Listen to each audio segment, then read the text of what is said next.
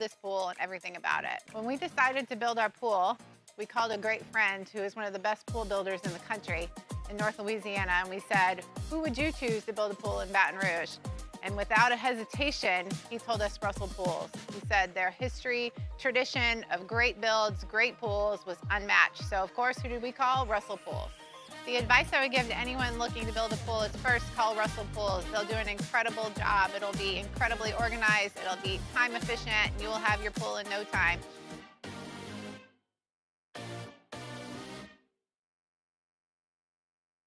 At Auctioner, we know healing is a team sport.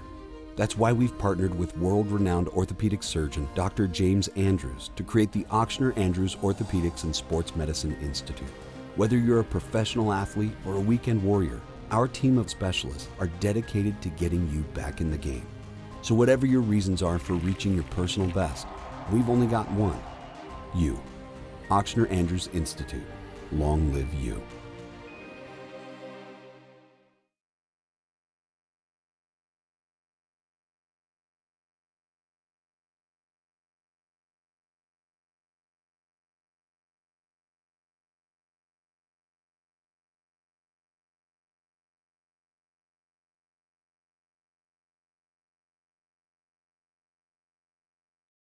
This is SportsCenter.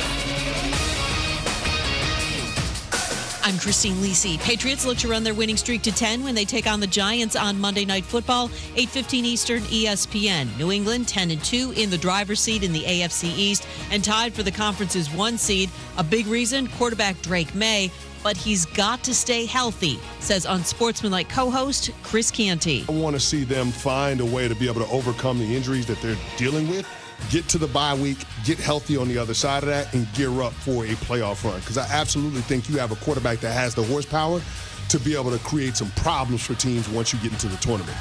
This guy, Drake May, can spin it. The only question that I have is whether or not they're going to be able to get him to the finish line healthy, because he gets hit a hell of a lot. Injuries Chris was referring to: O-lineman Will Campbell and Jared Wilson, both out tonight. Giants rookie quarterback Jackson Dart returns from a concussion tonight. Lane Kiffin's contract with LSU includes the unique clause that the coach will receive a payment equal to the amount he would have received had he remained at Ole Miss the rest of the season and coached in the college football playoff, according to a term sheet obtained by ESPN. Hey, it's your resident Super Bowl champ, Chris Canty. Coming up Tuesday, the Bears sit atop the NFC, but where will they land on my top 5? Find out at 6:30 a.m. Eastern. It's Unsportsmanlike, weekday mornings at 6, right here on ESPN Radio, ESPN2, and ESPNU. Matt Moscona. I'm very important. After further review. Say it one more time. After further review with Matt Moscona. And here we go. Live from the Raising Cane studio. Let's rock!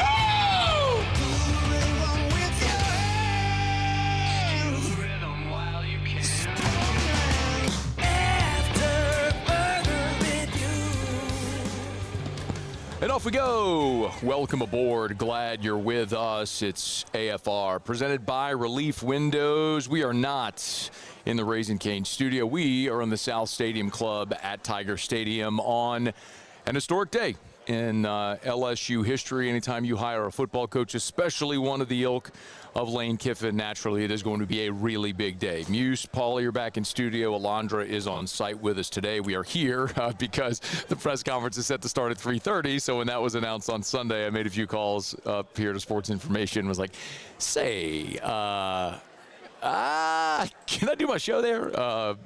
But they were kind enough to allow it, so we appreciate them allowing us here. Lane Kiffin will be here within the half hour, and we will carry the entirety of the Lane Kiffin press conference. As I understand, it will be President Wade Roos, Athletic Director Verge Osbury, and then Lane Kiffin to follow with remarks and questions. So we'll have all of that for you and reaction to it all, but let us begin here as we do every single day. It's time to pop the top on another edition of AFR with Bud Light. Drink easy. Every coaching search is unique in its own way.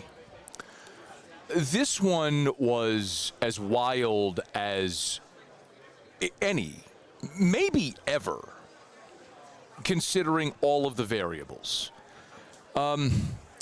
Lane Kiffin is a huge personality, not only within college football, but transcendent in sports. People outside of the college football ecosystem know who Lane Kiffin is. He is leaving his team not only during the season, but during a run to the college football playoff, the first in this program's history, and amid the greatest season they've had in 6 decades. And not only is he leaving during this historic run, he's leaving for an SEC rival. There is a uniqueness there in the truest sense that this has never happened before. But in the end, LSU made Lane Kiffin their #1 target. They navigated choppy waters, certainly over the last couple of weeks, and they got this thing across the finish line in one of the greatest coups in SEC, if not college football history. First, major credit goes to Verge Osbury. He navigated this flawlessly. Go back to the beginning of this process when LSU was without a university president, without an athletic director, without a head coach. LSU was a national laughingstock, and everybody poked fun. And I don't need to relitigate the whole thing. We all know what happened. But ultimately, Verge Osbury was charged with finding the best coach in the country. And you fast forward now, you know the old saying, loose lips sink ships. You did not hear a word from Verge Osbury or any member of that 5-member committee during this process. They communicated with Lane Kiffin early and often throughout to make sure that any potential hurdle was cleared, from salary to NIL to where Knox Kiffin is going to play high school, and to make sure he'd be eligible through the LHSAA and all of that stuff. We even saw a story today about how LSU is going to pay his bonuses due him at Ole Miss if, in fact, Ole Miss advances. LSU removed all objections, and maybe most importantly, they made him feel comfortable and wanted. While Ole Miss was pressing him and pushing him away, LSU said, you're our guy. We'll wait. Go coach the playoff. We'll wait for you. It was a masterclass in how to execute and finish a sales pitch for your coaching candidate. Hat tip Verge Osbury, aced his first test, and this was like a calculus exam for a pre-med student. This was incredible. The hire itself is a no-brainer. 2025 is arguably the worst offensive season LSU's ever had. The Tigers were 108th in scoring, 123rd in rushing, 66th in passing, and you need look no further than the game this past Saturday against Oklahoma, where any offense with a pulse wins you that football game on the road against the top 10 team. Instead, you lost because you cannot move the football. Wherever Lane Kiffin goes, offense follows. Just look at his scoring offenses since he started at Alabama in 2014. He took Blake Sims, who was a converted running back, and they were 18th in the country in scoring. Then they went to 33rd with Jake Coker and won the national championship, 13th in 2016. He goes to FAU, 7th, 49th, 12th in the country in scoring offense. Then he goes to Ole Miss, 14th, 29th, 35th, 28th, 10th, 13th. And when you look at total offense, in the last 5 years, they've not finished lower than 13th in the country in total offense in the last 5 years at Ole Miss. And Lane Kiffin has won in the SEC during this era. It's been said before, but in the last 5 years, Lane Kiffin at Ole Miss has won 50 games, 5-0, 50 games in the last 5 years. The only programs in the conference to win more over that stretch are Alabama and Georgia. And this is at Ole Miss, a place where they have not won a conference title in 60 years. They're not used to that level of winning. He brought it there. And at 50 years old, he very well could be here for the next 10 to 15 years. It's kind of what you were hoping you were getting with Nick Saban back in 2000. At the time, Saban was 48. And now Kiffin is 50 at the time you hire him. That's if he stays. That's if he stays for 10 to 15 years. And that is the risk with Lane Kiffin. Now, there's a risk with every hire you make. No matter what. Brian Kelly proves this. You hired the winningest active coach in college football, and it didn't work out. So there is inherent risk in every hire you make.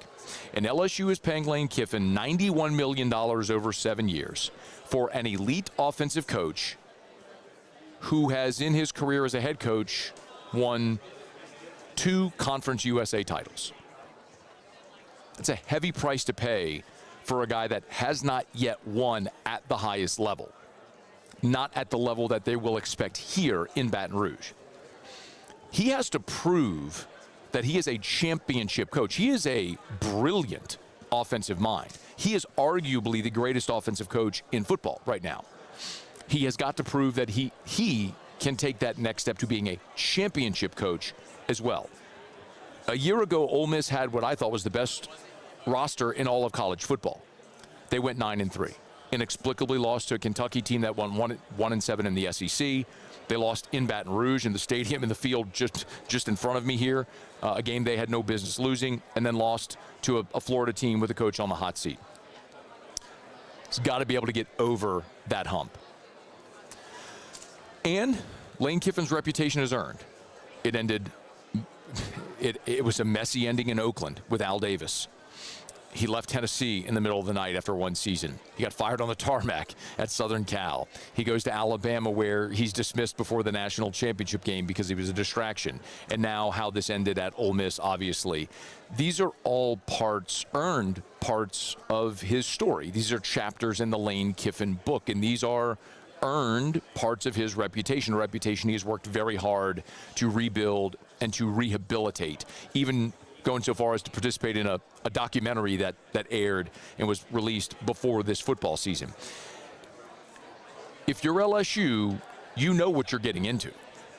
You're getting into bed with a coach who has a history of leaving places, of looking at the shiny new thing, of moving on. And what might that be for Kiffin now? I don't know. Maybe it's the NFL in 4 to 5 years. But what we know is that today, Lane Kiffin is the head coach at LSU for the exact reason that we've been saying for the last 2 weeks. The ceiling is lower at Ole Miss, and Lane Kiffin wants to win national championships and consistently compete for them, and he can do that here, which is why he left a place that I believe him when he says he loved. He loved Oxford. He loved Ole Miss. The people there were great to him. He wanted to coach his team. I believe all of those things are genuinely true. But I think Lane Kiffin also knows his ceiling at Ole Miss was lower, which is why he's here now. And Lane Kiffin will use LSU and the resources here to get where he wants to go, which is to a national championship. And en route, LSU will enjoy the fruits of those labors. So, buckle up and enjoy the ride, because one thing is for absolute certain about Lane Kiffin: it is never, ever, ever boring. Lane Kiffin will be introduced here over my shoulder as the new head coach at LSU in about 19 minutes. Show Open Every Day is brought to you by Bud Light. Drink easy with the great taste of Bud Light, the official beer of AFR, the official beer of the Fighting Tigers of LSU. Crack open a few ice-cold Bud Lights and toast the new head coach of the LSU Tigers, Lane Kiffin. Hey, our show, you can buy, of course, Bud Light at Rouse's. Our show is brought to you by Rouse's, the official supermarket of the New Orleans Saints. Rouse's.com, Rouse's.com. Go pick up some ice-cold Bud Light over at Rouse's. Thanksgiving in the rearview mirror. Christmas is ahead. Starting to get you ready for those Christmas parties. Holiday season is here. You need your bourbons, your wines, your beers, or anything for your Christmas or holiday parties. Rouse's has got you covered. So go to Rouse's.com or just pop into your nearest Rouse's. They got 70 locations across the South, from Lake Charles to Orange Beach and points in between. Rouse's.com, Rouse's.com. Rouse's. This feels like home.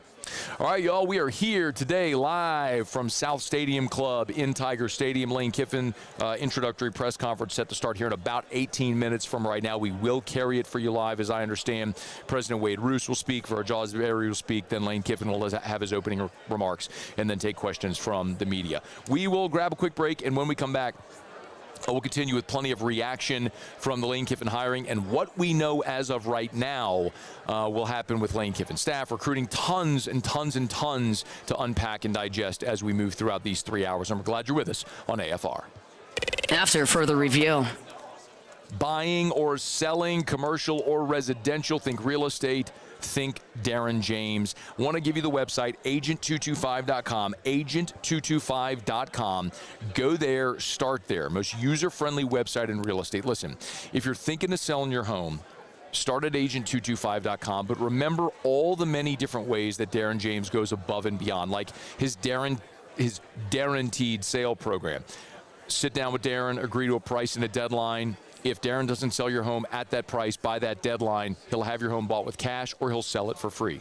There's the Love It or Leave It program. Buy a house from Darren. If you have to move for whatever reason within a year, he'll sell that house for you for free. And there's no obligation. If at any point you're not thrilled, Darren will let you out of a contract free and clear. But you won't, because Darren James gets results. So call Darren James at 335-7666 or log on to agent225.com.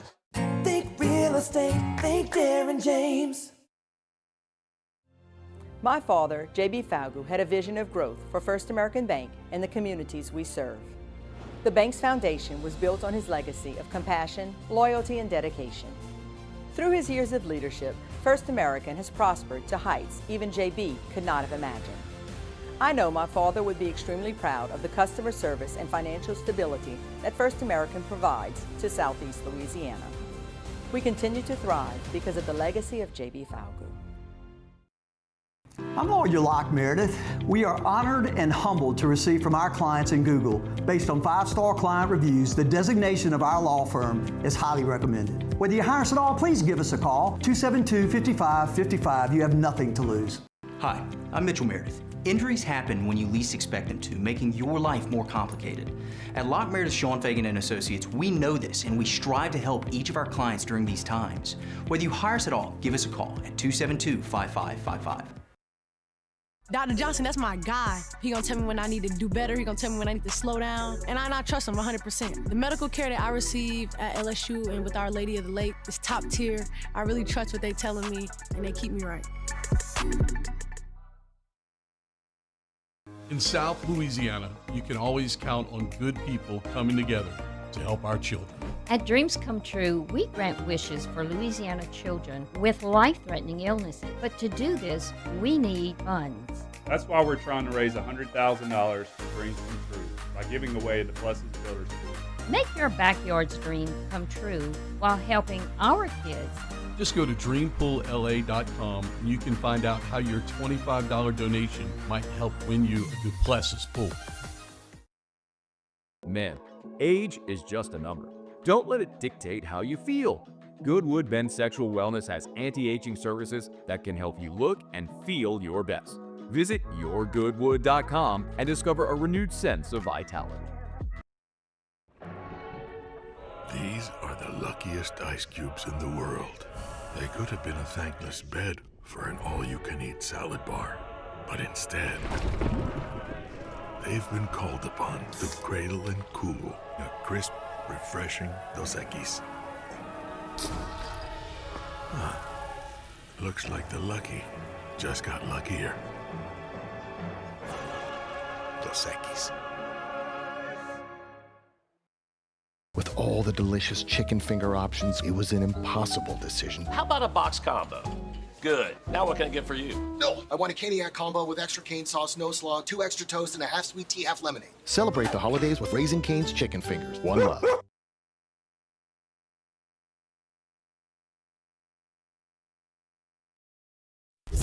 After further review, presented by Relief Windows. Windows, doors, siding, and oh, we do shutters too.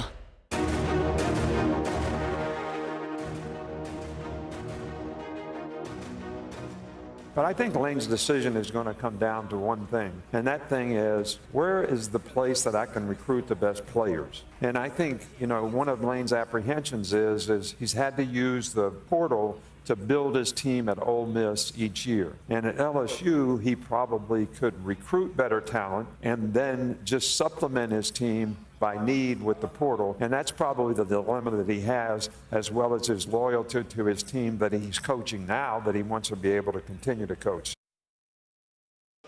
Nick Saban Saturday on College Game Day.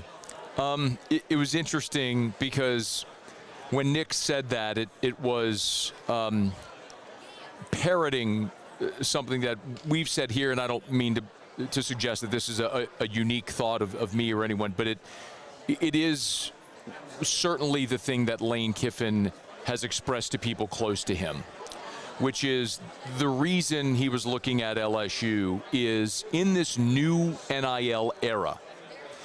There is a sense from some, and certainly Lane Kiffin is in that group, and I suspect when he speaks here shortly, we'll hear him say something along these lines. But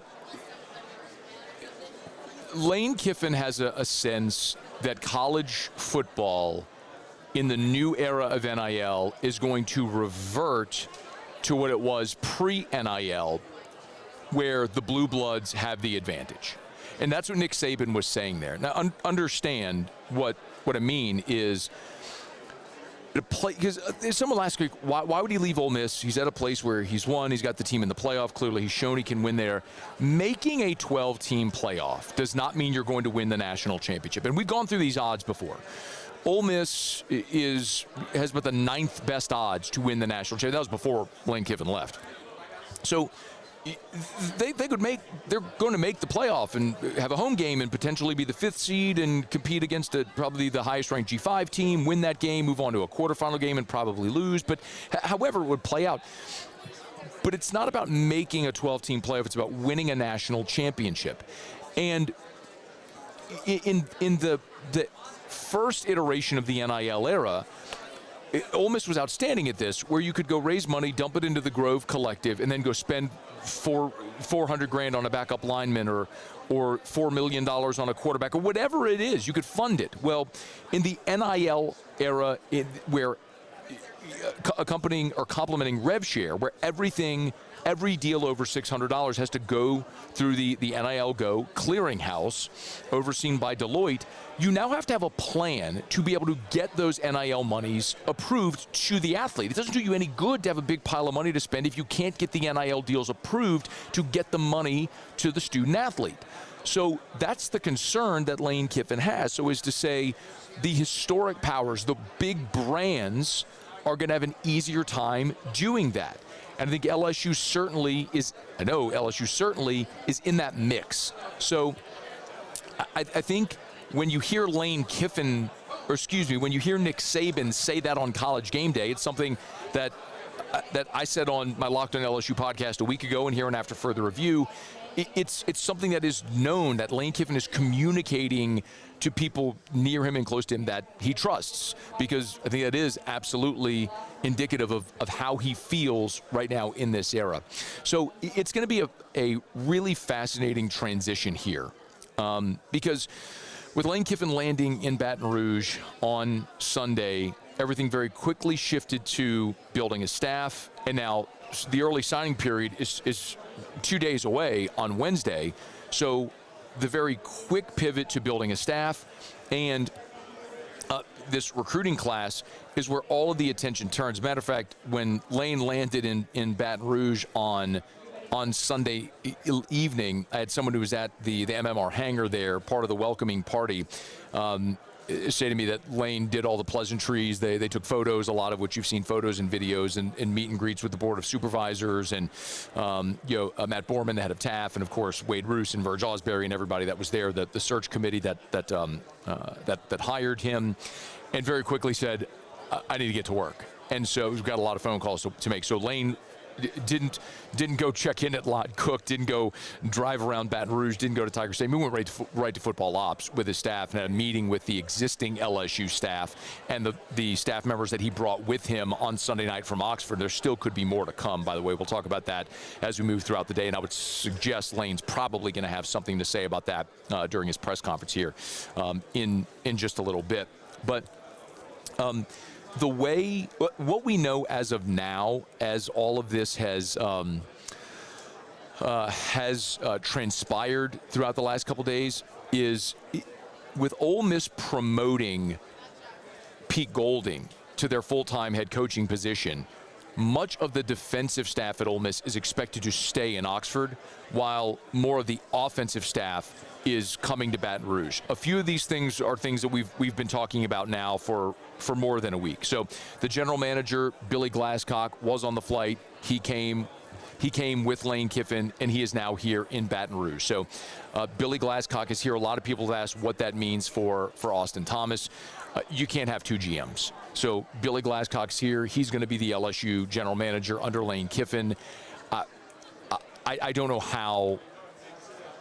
Maybe you reassign Austin Thomas within the athletic department. I don't want to speculate there, but it just stands to reason you can't have two general managers. So it looks like there clearly is going to be a change there. There was a lot of question about Charlie Weiss Jr., the offensive coordinator at Ole Miss, who did also get on the plane. There has been some conversation, as I understand from the Ole Miss side, that he could actually return to Oxford to coach the playoff before then coming back to Baton Rouge, which is interesting because a lot of the reports coming out of Oxford on Sunday were if you get on that plane, or if you're leaving, leave now because you ain't staying.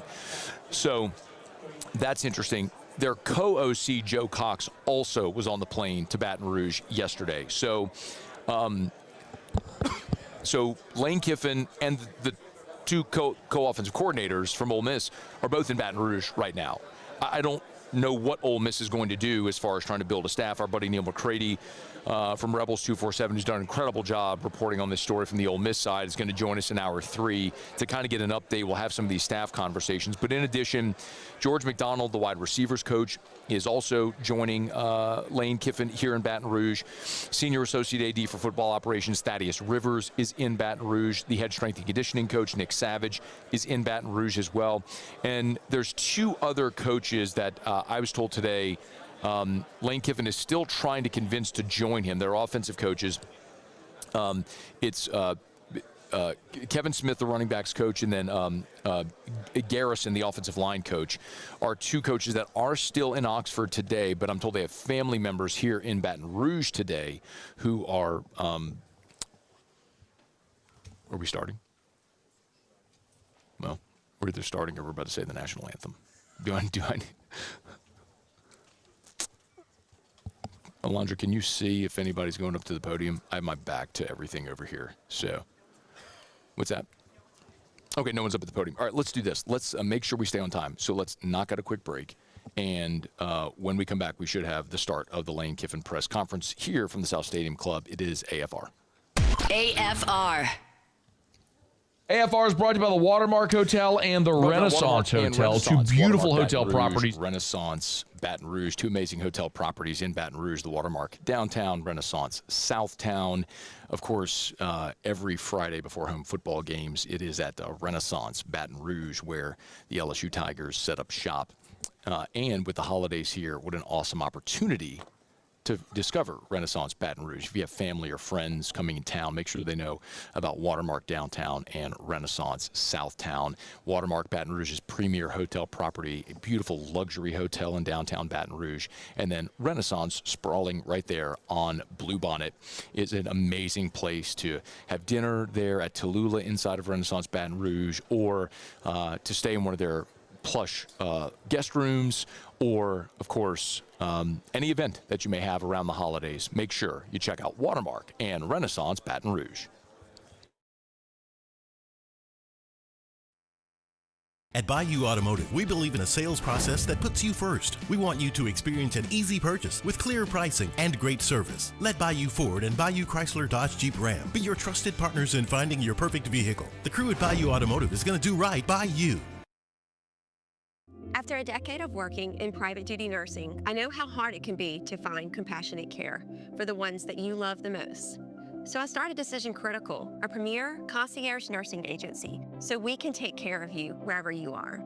Our highly skilled nurses provide exceptional care from the comfort of your own home, with personalized packages for short-term, long-term, or even around-the-clock care. Visit us at decisioncriticalbr.com and give us a call today to get started. Supreme Jasmine is premium American-grown rice. From local farms to your table, every grain is supreme. Pick up a bag of Jasmine or any other of our Supreme American rice.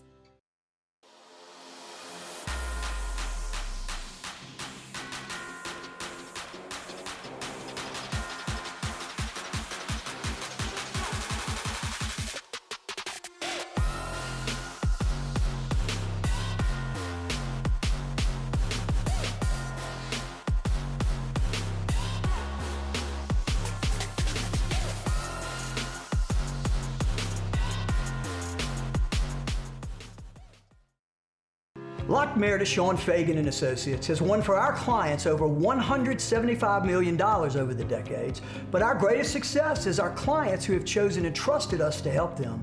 Whether you hire us at all, give us a call. You've got nothing to lose. Hi, I'm Sean Fagan. If you get injured, you could be staring at medical bills, repair costs, and lost income. Life can be turned upside down. At Lock Meredith, Sean Fagan and Associates, we'll work to turn your world right side up. Hire us, and like thousands of our clients, you'll be glad you did. We typically think of stress as being bad for us. At Our Lady of the Lake and LSU, we are researching how certain types of stress, such as exercise, can be good for our immune health. By studying people under extreme stress, such as athletes, astronauts, service members, and first responders, we're learning how to improve the immune health of everyone.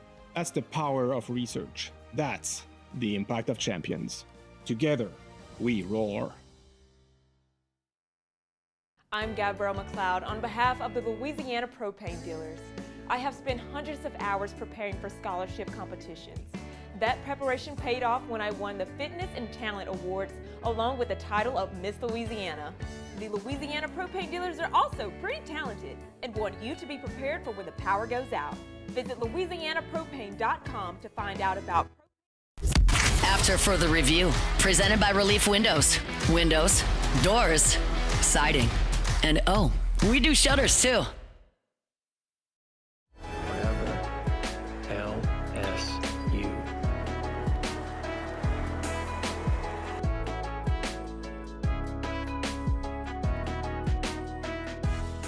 Well, the easy answer is LSU is a much better job, but that is until you look at the last couple of years when Ole Miss has been the better program and is infinitely better right now. LSU fired its coach and paid him $53 million, so it looks like a better program for this reason. National championships seem to come to LSU. Saban won one. Les Miles won one. Orgeron won one with Joe Burrows. Ole Miss hasn't won a national championship in college football since John Kennedy was president, so that's why it looks that way, but in many ways, Lane Kiffin had a much better program where he was until yesterday. It's Paul Feinbaum on Get Up. We're here at South Stadium Club here awaiting Lane Kiffin's arrival. Press conference is set to begin here in just moments, and certainly a big part of this conversation nationally is going to be exactly what you heard Feinbaum say there, which is leaving a team amid a playoff run and why he would leave Ole Miss. But I think the reality is something, and I fully understand that this is going to be perceived as an LSU guy, but is stumping for the home team. But you can just look at the actions. Look at Brian Kelly leaving Notre Dame. Look at Lane Kiffin leaving Ole Miss amid the situation. It's not about who can have a good team. It's about competing for championships, and Ole Miss hasn't won a conference championship in 6 decades. It's because the resources are different. Don't know any other way to say it. I mean, Mississippi, and I do honestly, I empathize with Ole Miss fans. I know this isn't head patting. This is legitimate because I think in an odd way, LSU fans are the ones who actually are uniquely positioned to empathize with Ole Miss fans because LSU went through this with Nick Saban, where you had a coach that loved you, that you loved, gave him every resource, had won there, family loved your town, everything was all there, but wanted something you couldn't provide. LSU couldn't give Nick Saban the NFL, and Ole Miss can't. Like Mississippi can't become a more populous state. Mississippi State isn't going to go away. You're going to be one of 2 SEC schools in a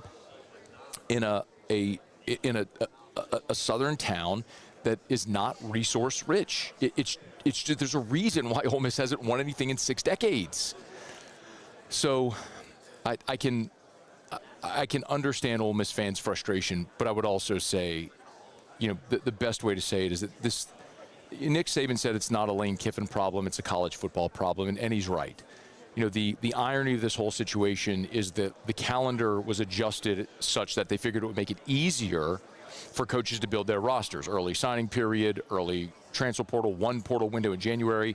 And what's ended up happening is it's moved up all of these coaching cycles into the season. I mean, I've said it before, but James Franklin was both fired and hired with 2 weeks left in the regular season. I mean, it's the calendar, the cycle has just completely changed now because of this calendar. And if you want to fix this, you got to fix the calendar. I do have some more thoughts on that. Let me. We got to make sure we stay on time. So let me remind you about South Point Volkswagen at southpointvw.com. New and certified pre-owned in Baton Rouge and online at southpointvw.com. Southpointvw.com. Sign then drive is going on right now at South Point Volkswagen Airline just north of Highland and online at southpointvw.com. 0 down, 0 due at signing, no first month's payment, no security deposit. Just sign your name and drive away in a brand new Volkswagen from South Point Volkswagen, Louisiana's largest volume Volkswagen dealer. It is South Point Volkswagen. What's your direction? You know, we're going to hear from Lane Kiffin here in just a moment whenever he takes the podium, and it'll be fascinating to hear how all this transpired. And the room is filling up here, and it's pretty much every dignitary you can imagine. It's LSU's athletic administration. There are current and former athletes here. There are the members of the Board of Supervisors. Of course, the university administration is here. There's boosters here. I saw Gordon McKernan just a bit ago, Richard Lipsey. Basically, everyone of significance who has meant something to this university is here today, and you can understand why it's such a marquee event. You don't hire a football coach very often, and certainly one of this grandiose stature is going to carry the weight and the gravity of a day like this. But when Kiffin was boarding the plane to leave Oxford on Sunday, amid the jeers from Ole Miss fans, he stood and visited with Marty Smith, and he told the story again, something we referred to last week about his dad and moving so much. And again, give this a listen. This is what Lane said on Sunday about the decision to leave.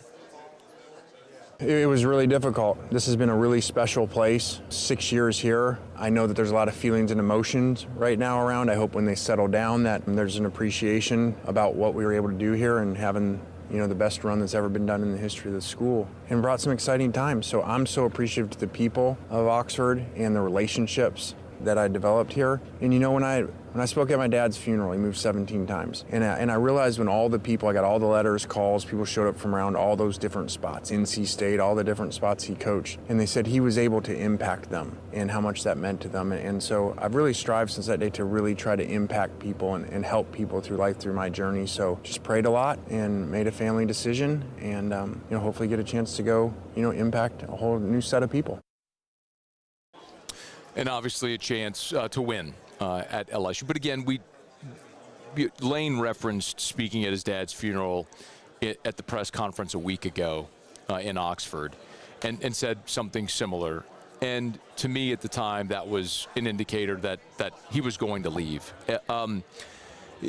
Sort of tilling the soil and telling you how this was all going to go down. And as the show progresses today, we'll talk plenty about Lane's decision, how it ultimately came to this and why he made the decision, how the whole process played out. We'll hear more from Wade Roos and Verge Osbury here as well.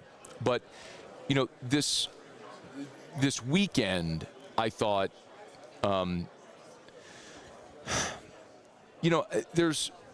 this isn't an Ole Miss show. I'm not going to focus on Ole Miss too much, but they are part of this story, and it's sort of interwoven, and it matters very much. Because not only did you strengthen your program in hiring Lane Kiffin, but you also weakened a rival that you face every year. But the very visceral reaction from Ole Miss fans, as I said a bit ago, I do understand. And I think LSU fans are in a sort of a rare position to be able to empathize a bit. But I also look at how this all transpired certainly over the last 2 weeks. And I shared this on Twitter on Saturday when the meeting with Lane Kiffin kept getting moved back further and further. And the point I made, in a viral tweet, much to the dismay of many Ole Miss fans, was that Keith Carter, their athletic director, shares his chunk of the blame in how this all transpired the way that it did. Because, look, being a leader, a manager, a boss, if you own a company, if you're a manager of people, it doesn't matter if you're an athletic director, if you own a small business with 20 employees, if you manage a multinational, whatever it is, if you manage people, you get paid to make really tough decisions. And the reality is Keith Carter was unwilling to do that over the past 2 weeks or even 2 months. And, I tweeted this, and it's been seen 6.5 million times now on Twitter. I said, look, a few things are clear, and this was Saturday. This was during the LSU-Oklahoma game. Lane wants the LSU job and wants to coach his team in the college football playoff. Ole Miss is not going to let him do so, but doesn't want to sabotage their best season in 60 years. Keith Carter gets paid to make tough decisions, so make one. His inability or unwillingness to lead has allowed this to fester and become borderline toxic. All of the conversations I had with Ole Miss people over the past couple of weeks indicated there were high-level people within that athletic department, players, boosters, that wanted that to end. They wanted Keith Carter to make a decision to move on from Lane Kiffin, to promote Joe Judge to the interim and let this team go forward distraction-free. But instead, it kept pushing both Kiffin and Carter kept kicking the can down the road because Lane wanted to coach his team, something that they made clear to him was not going to happen. And then similarly, Carter wanted to keep winning and thought Lane being in place gave them the best opportunity. So ultimately got to this point where you polish off the regular season. The longer you waited, the more difficult this decision was going to be. And it led to that very toxic situation with the 4-hour meeting on Saturday, which ultimately led with the decision announcement coming on Sunday, which then got delayed, and Kiffin on a plane to Baton Rouge and Ole Miss fans melting. It just feels like there could have been a more decisive way to handle this weeks prior. And it's very clear Keith Carter was unwilling to make a decision and did not have a backup plan. He was still holding out hope that he would be able to convince Lane Kiffin to stay at Ole Miss, which is why they didn't have another option for head coach. The coaching carousel was spinning. The game of musical chairs, the music was playing. When the music stopped, everyone had a coach except Ole Miss because they weren't prepared to pivot to their next option. I was told John Summerall would have been interested in Ole Miss, but Keith Carter didn't go engage with John Summerall because he was afraid of upsetting Lane Kiffin throughout this process and potentially pushing him away. But he was already gone. It's the thing that the Ole Miss fans in time may recognize. Maybe they never will. But Keith Carter is as culpable in this as Lane Kiffin. Kiffin certainly could have just walked away, or he could have stayed. But absence of that decision, everybody works for somebody, and Lane Kiffin worked for Keith Carter, and Carter was unwilling to make a decision, and that allowed this to fester the way it did. So, can you see? There's a hush over the crowd again. I'll let Alondra look. We're brought to you by Evamor, EVAMOR. I'll tell you right now. It is important to stay hydrated right now. So make sure you're drinking a great Louisiana product. That's Evamor, EVAMOR, Evamor.com. You can find Evamor at great local retailers. You find the retailer near you at Evamor.com, Evamor.com. And, of course, walk into any great retailer and find it there, or you can order it online at Evamor.com. Natural artesian water, a better form of hydration, a healthier product. It is Evamor, EVAMOR. Drink Evamor. Okay, it is After Further Review. We are here. Y'all just watching me, huh? Everybody's watching me. That's fine. I'll be the show for a little while. As we wait on Lane Kiffin's press conference here to be introduced, as we understand, President Wade Roos for Jawsbury likely to speak, and then after that, Lane Kiffin will be introduced as LSU's new head coach as we wait. So we'll knock out a break, and we'll continue waiting as soon as he takes the podium. We'll have it for you here live on 104.5 ESPN Baton Rouge and all our great affiliates. Stay with us here on AFR. AFR. We're brought to you by Goodwood Men's Sexual Wellness. Visit yourgoodwood.com, yourgoodwood.com. I love telling you about Goodwood Men's Sexual Wellness, amazing place where if you're an adult human and you have not run your blood labs and you have not even considered what your life and quality of life might be like with hormone replacement therapy, you are not living your best life. Point blank. Now, you may run that blood panel and realize that you are your hormone levels are totally normal for your age and you feel great, and that's awesome, and you don't need any therapy. But what I would say to you is, generally speaking, you don't know how bad you feel until you start feeling good again.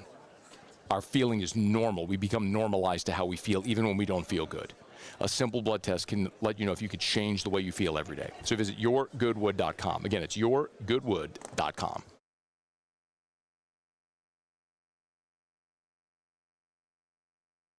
Trust isn't given, it's earned.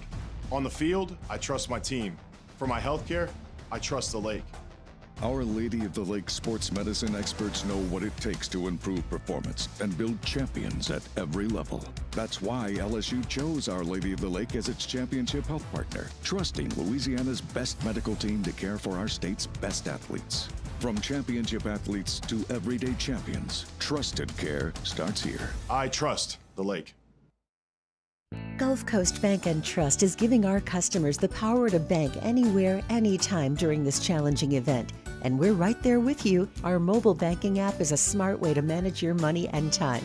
Gulf Coast Bank and Trust, the bank that cares about you.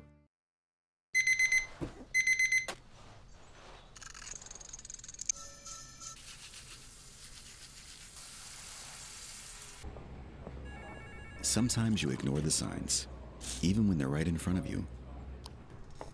Problem gambling isn't always easy to spot. Know the signs. Set your limit. Learn more about healthy gambling habits by visiting us online or text or call for free confidential help now. With all the delicious chicken finger options, it was an impossible decision. How about a box combo?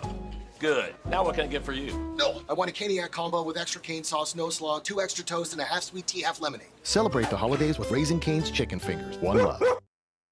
Dr. Johnson, that's my guy. He gonna tell me when I need to do better. He gonna tell me when I need to slow down. And I trust him 100%. The medical care that I received at LSU and with Our Lady of the Lake is top tier. I really trust what they telling me, and they keep me right.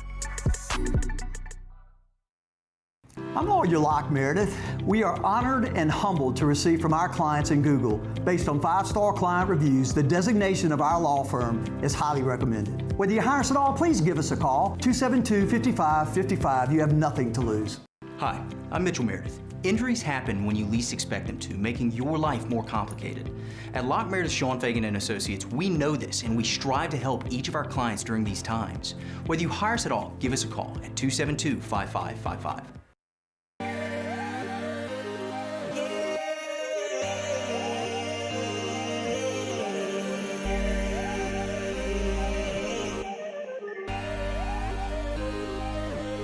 You gotta believe in a dream.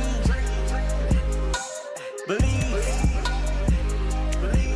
You gotta believe in a dream. Believe. You gotta believe. Whole team on wildin'. When it comes to choosing energy for your family and your home, make the smart. After further review, presented by Relief Windows. Windows, doors, siding, and oh, we do shutters too.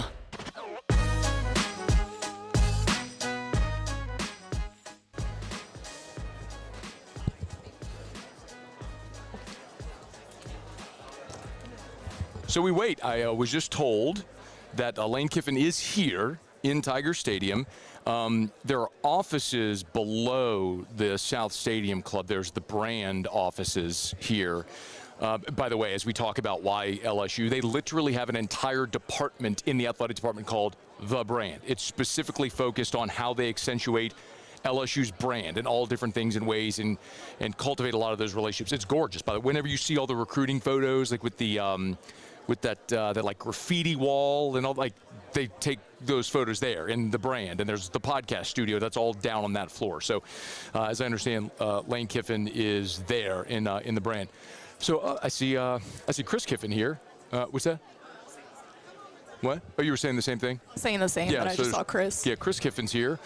As I look around the room, wearing LSU shorts and an LSU hoodie. Gotta love that. So good. All right, we are, our Monday shows are brought to you by Relief Windows and ReliefWindows.com. Anyway, so Lane Kiffin is here in Tiger Stadium, and they're literally just waiting for him to come up the elevator. And I asked a couple of the sports information folks, Kirby, Bill Franquez were over there, and I asked, does anybody have any idea? Like, yep, he's just downstairs, going through the offices and all, come up when he's ready. So if you want to, sure. Look who's here. Gordy Rush. Sorry, man. So down on the brand floor, yeah. there was a conference room with some dignitaries down there. Okay, that's what he's doing. So he stopped there. Got it. Stopped there. I said hello to the dignitaries and came up here. There's free coffee up here. There is. It's right there. Yep. Right to our left. So this is a room where basically every everybody who is has a meaningful role within LSU, the university or the athletic department is here right now. So Chris Kiffin's here as well. He just came up. That's Lane's brother. How do you think the day has gone, or the weekend into today around here? About as I expected. You know, we all felt like Lane was going to come here, and it had to come quick because of National Signing Day. So it's good. News cycle is going to be crazy. Who's staying? Who's going? You've been following the recruiting stuff. I've seen one flip to LSU potentially. 6 guys from Ole Miss. Somewhere it was 4 to 6. It's 4. Ole Miss has had 4 decommitments already out of their class, and it looks as though LSU is going to land one flip from Oklahoma as a receiver. Braden Allen. Out of Lafayette Christian, who was committed to Oklahoma. He decommitted. Shea Dixon, others immediately put in their flip prediction to LSU. So it's the timing of this is so complicated because they're trying to figure out staff, and then you've got signing day on Wednesday. So, you know, I think probably the most important decision I think here in the next 36 hours they're going to have to make is Frank Wilson. Yeah. Not only is he LSU's interim head coach, but he's such a key part of what LSU is doing recruiting. And one of the staff members that, as I understand, is still undecided if he's joining LSU or staying in Oxford is Kevin Smith, their running backs coach. That's right. And so if Kevin Smith comes, Frank Wilson then wouldn't be your running backs coach. And so what do you do? And then what commitments are tied to Frank Wilson, right? And I heard tonight, and you know, tonight he gave him till tonight was the deadline. Was it for the staff? I haven't heard so many things at that. And I think that from the Ole Miss standpoint, from what I understand, they were surprised. They threw the kitchen sink at Charlie Weiss, and he decided to come down here. And I think they were surprised that the running back coach stayed and has still stayed. Now, whether or not he continues to stay and what negotiations going on, we'll see. What I don't mind sharing on Kevin Smith, who's a running backs coach. Remember Kevin Smith, who played at Central Florida? Yes. And played in the NFL with the Detroit Lions, had a good NFL career. He's been with Lane since FAU. Yeah. So FAU then to, I think he might be coming up now. Well, this is the third. Oh, he's here. Okay. All right. It looks like, Landry, can you just jump on mic and fill us in what's happening over there? Yeah, I think it was him. I think it was Lane that just walked in. Okay. I know they have all the, it's like a wedding. Well, you have the Board of walking Supervisors. Sports Properties has some key advertisers. Dignitaries are here. Okay, I was wrong. We're wrong. I can't see. I don't have my glasses on. Hiller Moore is here. Mayor Edwards is here. The governor, I saw his chief of staff was here. And so who's who definitely is here. I'll finish the thought that it was just made by Kevin Smith. So as I understand it, there's some family considerations. Right. And Kevin Smith's wife and the offensive line coach, Garrison. Yes. So John Garrison, yeah. John Garrison, yeah. So their spouses are in Baton Rouge today and seeing if it's a move they may want to make, but that's still undecided. A fascinating part of this is even if you mentioned Charlie Weiss Jr., if he does end up coming to LSU, does he go back and coach the playoff, which it seemed like that was not going to be an option for these Ole Miss staff members if they left Ole Miss. But then Ole Miss is going to be preparing for a playoff game, and they don't have any coaches, any offensive coaches. Somebody's got to call plays. Yeah, and somebody's got to call plays. I don't believe Joe Judge he's a quarterback coach. He hasn't called plays, right, to the best of my knowledge. So he's a special teams guy that worked his way up through the NFL. So who's going to call plays for him? We're here at South Stadium Club waiting on LSU football coach Lane Kiffin to come up the elevator and begin this press conference, which was supposed to start at 3:30. We're pushing. We're on Les Miles time. I started laughing. That's exactly what I said. I mean, because the thing about Brian Kelly was never late. Brian Kelly was never so late. Precise. Was never late. And then all the years for Les Miles. And in fact, the origin of that show. For real, this time he came up. Okay, thank you. The press conference, so he's here. So let's do that. That's more important than this story. No, he's not walked over yet. So. I'm sorry. So anyway, LSU started the show that Blair and I now do, Blair in the press conference. We did it with Hawthorne because of Les Miles. And all right. there were times that he would be on time, and there were times he would be 50 minutes late. And so Hawthorne and I were, Jim's like, let's look at the special team stats, bud. It was great radio. You can hear the applause. LSU head football coach Lane Kiffin is here, and we will throw it over the podium just as soon as they start speaking here from South Stadium Club. Thank you guys for being here today for what is obviously a very special and historic day for LSU. Just a couple things.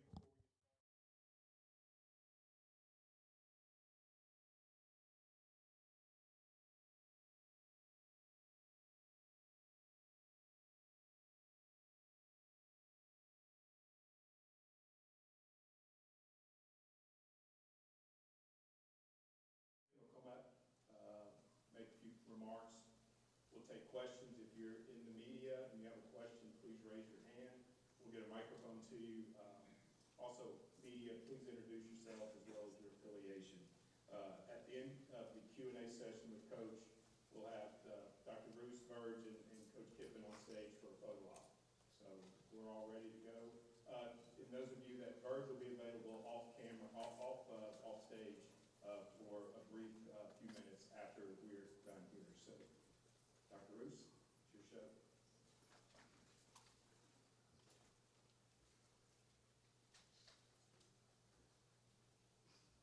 What an exciting time.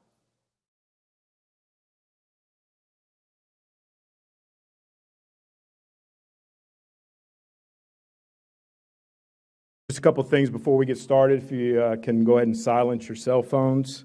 The format for today will be the following. Dr. Roos will come up, make a few remarks. He will introduce Athletic Director Verge Alsbury, who will do the same. He will introduce Coach Kiffin. Coach Kiffin will come up, make a few remarks. We'll take questions. If you're in the media and you have a question, please raise your hand. We'll get a microphone to you. Also, media, please introduce yourself as well as your affiliation. At the end of the Q&A session with Coach, we'll have Dr. Roos, Verge, and Coach Kiffin on stage for a photo op. So if we're all ready to go, and those of you that Verge will be available off camera, off stage for a brief few minutes after we're done here. So, Dr. Roos, it's your show.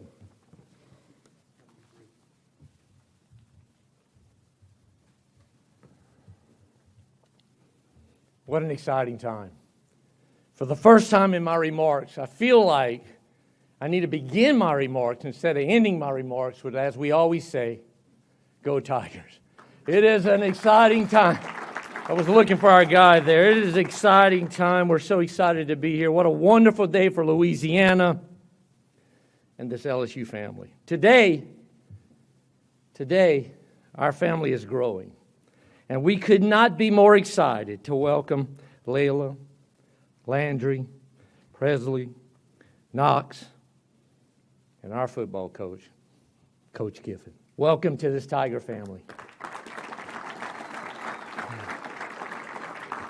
Let me begin with a few words of deep gratitude for every member of LSU's athletic and executive staff who have dedicated long hours and time away from their families over the holiday weekend to make this moment a reality. Thank you so much for your time.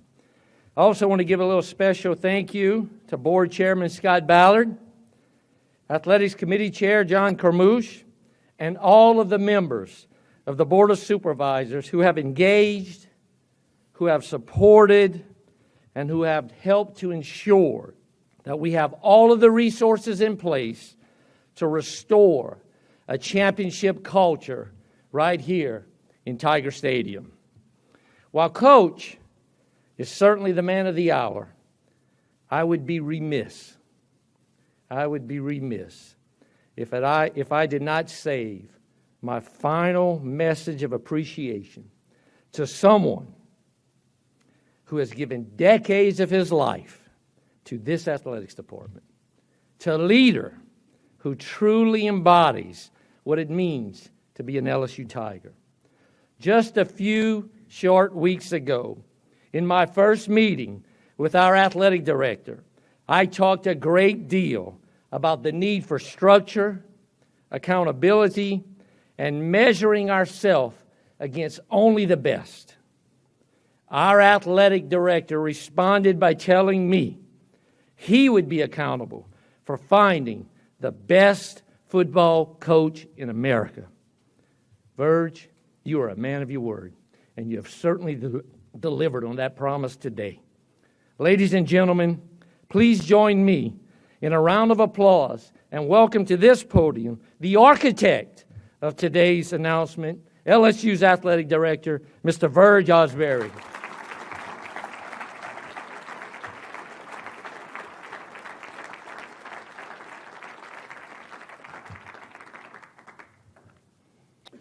What a great day to be a Tiger.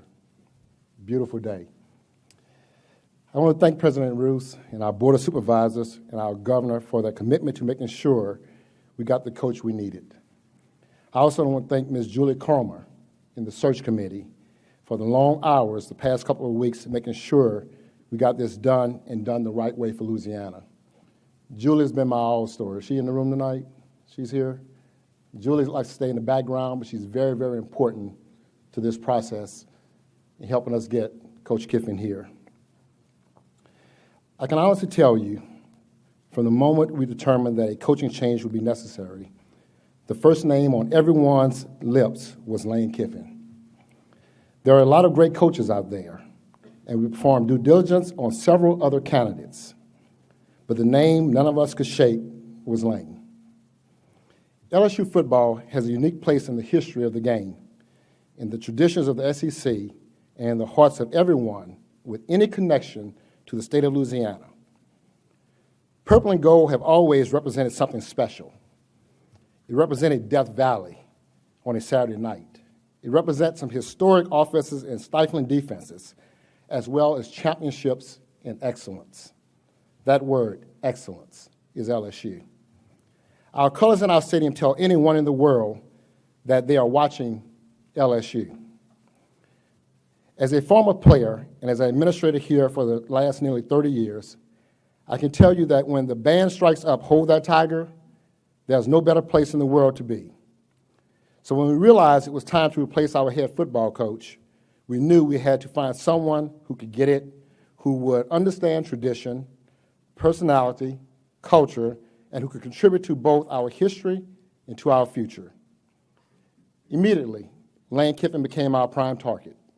He was not only an offensive innovator, energizer, and winner, he was also a program builder, a brilliant recruiter, and a most competitive conference in America, and a big enough personality to operate in a state of big personalities. In a program and in a state that challenges some, we believe Lane wouldn't blink. We believe he could thrive. I'm not going to tell you the road for getting him here didn't have some unique challenges, but I will say those challenges came from the right reasons. Lane was running a championship contending team. He loves his players, and he wanted to do the right thing for his family. I admire all of those reasons and made me want him more. We believe that LSU was the place he may be willing to come. We believed it would be a perfect fit for someone like him. We told Lane that LSU was not just a place to come to win games. He has done that already. We told him LSU was a place to come to contend for national championships year in and year out.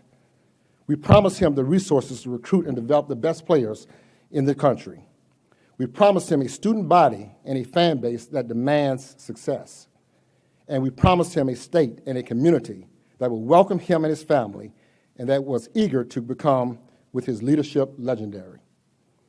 If those sound like big promises, then you don't know how much I love and believe in LSU and in Louisiana. We asked him to believe, too. He showed us he was all in. I could read you his resume, but you probably already know it. I could tell you more about his personality, but you're probably familiar with that, too. I could tell you he has the presence and energy to make everyone he works with feel a winning attitude. But I know you will find that out soon enough. I can't wait to get down to work with Lane. Lane, the process to get you here hasn't always been the most predictable, but I believe you will find it to be home you've been looking for. Lane, we want to welcome you and your family to LSU, to Baton Rouge, and the state of Louisiana. Go Tigers.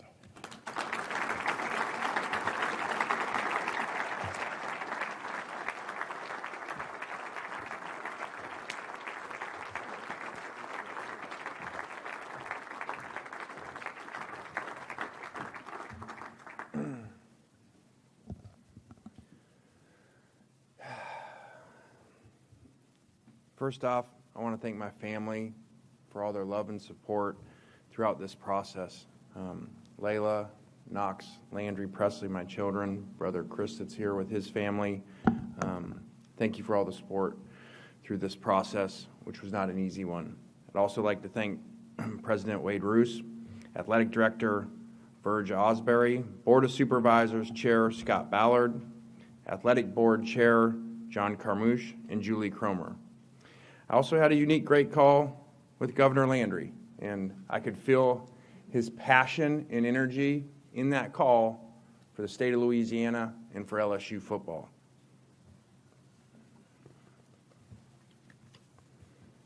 Also, the people that reached out to me through the process, from former great LSU players and very powerful LSU alumni. I'm very honored to be the head coach of LSU. I can sum it up by saying this place is different.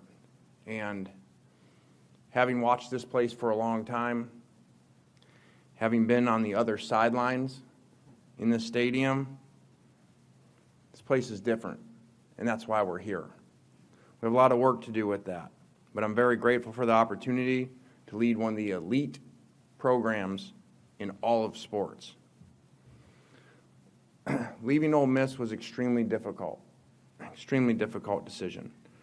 And in that, we tried every single thing possible to continue to coach the team through the playoffs and to continue to coach the players.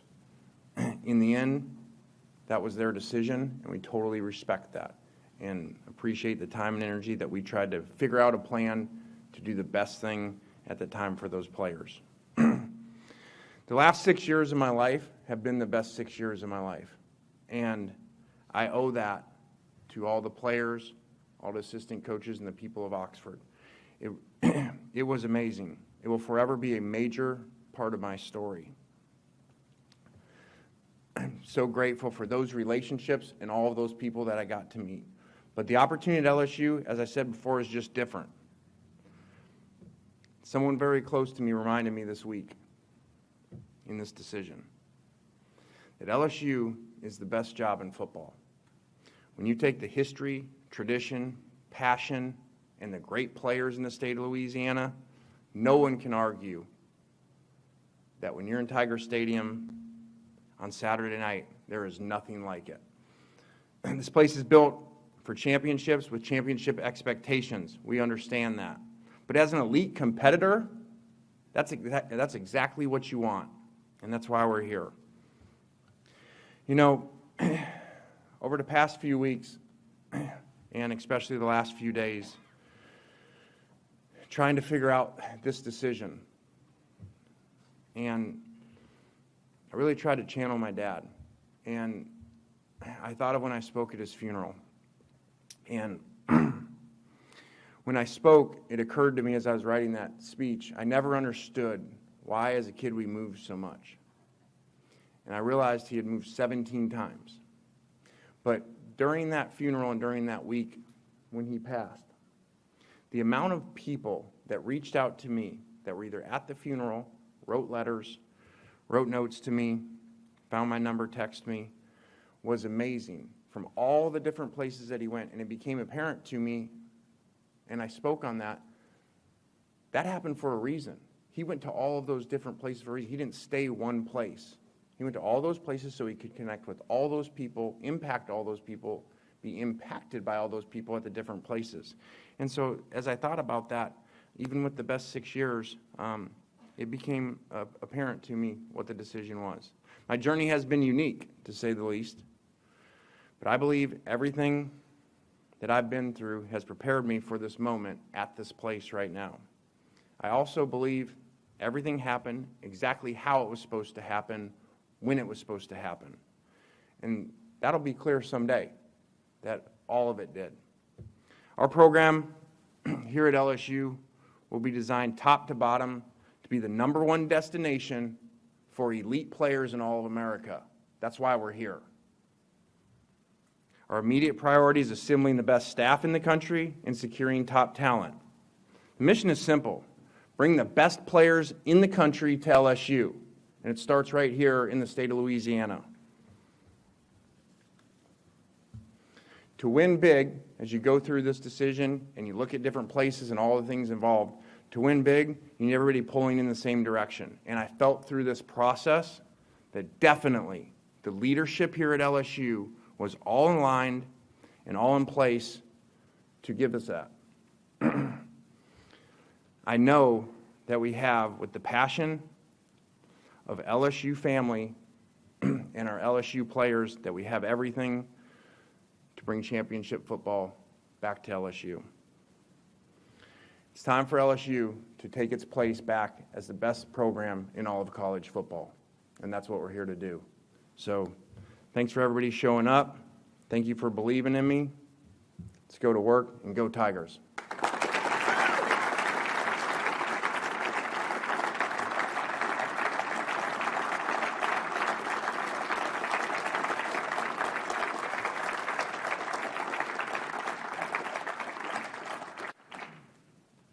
Appreciate that. You didn't want to stand up, Landry. Questions? Yep. You talked about how happy you were at Ole Miss and that's a team that's on the cusp of the college football playoff. What drew you away from that into this place, especially kind of at this moment? Yeah, great first question. That was, as I referred to, that was excruciating and difficult. And like I said, we tried every possible thing for a long time the other night and into the morning. As you saw, the team meeting announcement get pushed back because we were trying to get that done. And I'm very grateful for the chancellor there and Keith Carter, that they listened. We presented a plan how that could be done and give the players there the best chance to win in the playoffs. And at the end of the day, that's their decision. And I respect that. And made a good point. That may make sense to everybody outside, why the best thing was to keep us all together for the playoffs. It may make sense to all the national media, why that makes sense to do that. But, like he said, he has to live there. And I totally respect that, and I respect their decision, and so appreciative for them. Lane, right up the middle here. Michael Cobble, WBRZ TV in Baton Rouge. Verge talked about your resume, I guess. Just why do you feel like you've been successful over the last handful of years in this ever-evolving college football landscape? Yeah, I think we've been very successful because we've had great players. We've been very successful because we've hired great assistants that fit together. I think that college football has changed a lot over the years. And I think that a thing that we do extremely well is, we don't just think outside the box. We create a new box. The way that we do things is not traditional, and just because in the book of coaching this is how we do it, or it was done that way before. We're always looking for new ideas, trying to figure things out, and that started years ago with the innovative offense and changing the style of offense that we played over the years. Having a unique offense that I don't feel like is anywhere else in America by the system that we have and how it's run. And then with that, from high school then into portal recruiting and embracing that and embracing the portal and figuring out a way to put the best collection of players together where we were at. And, I think the record shows we did a really good job of that. Lane, Lane down here in front. Corey Diaz with the Daily Advertiser. I'm wondering if there are things that you can share with your conversations with your mentors and whomever else you sought out to make this decision. What were some of the things that they shared with you that sort of helped sway you one way or the other?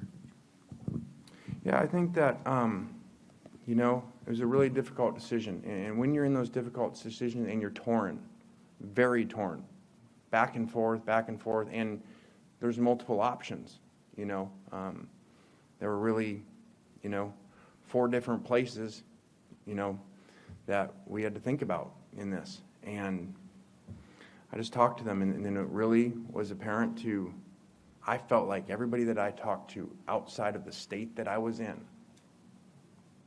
all basically said the same thing, okay? They all said, man, you are going to regret it if you don't take the shot and you don't go to LSU. It's the best job in America, it's the best resources, and to win it. And it's obviously been done here before by a number of people.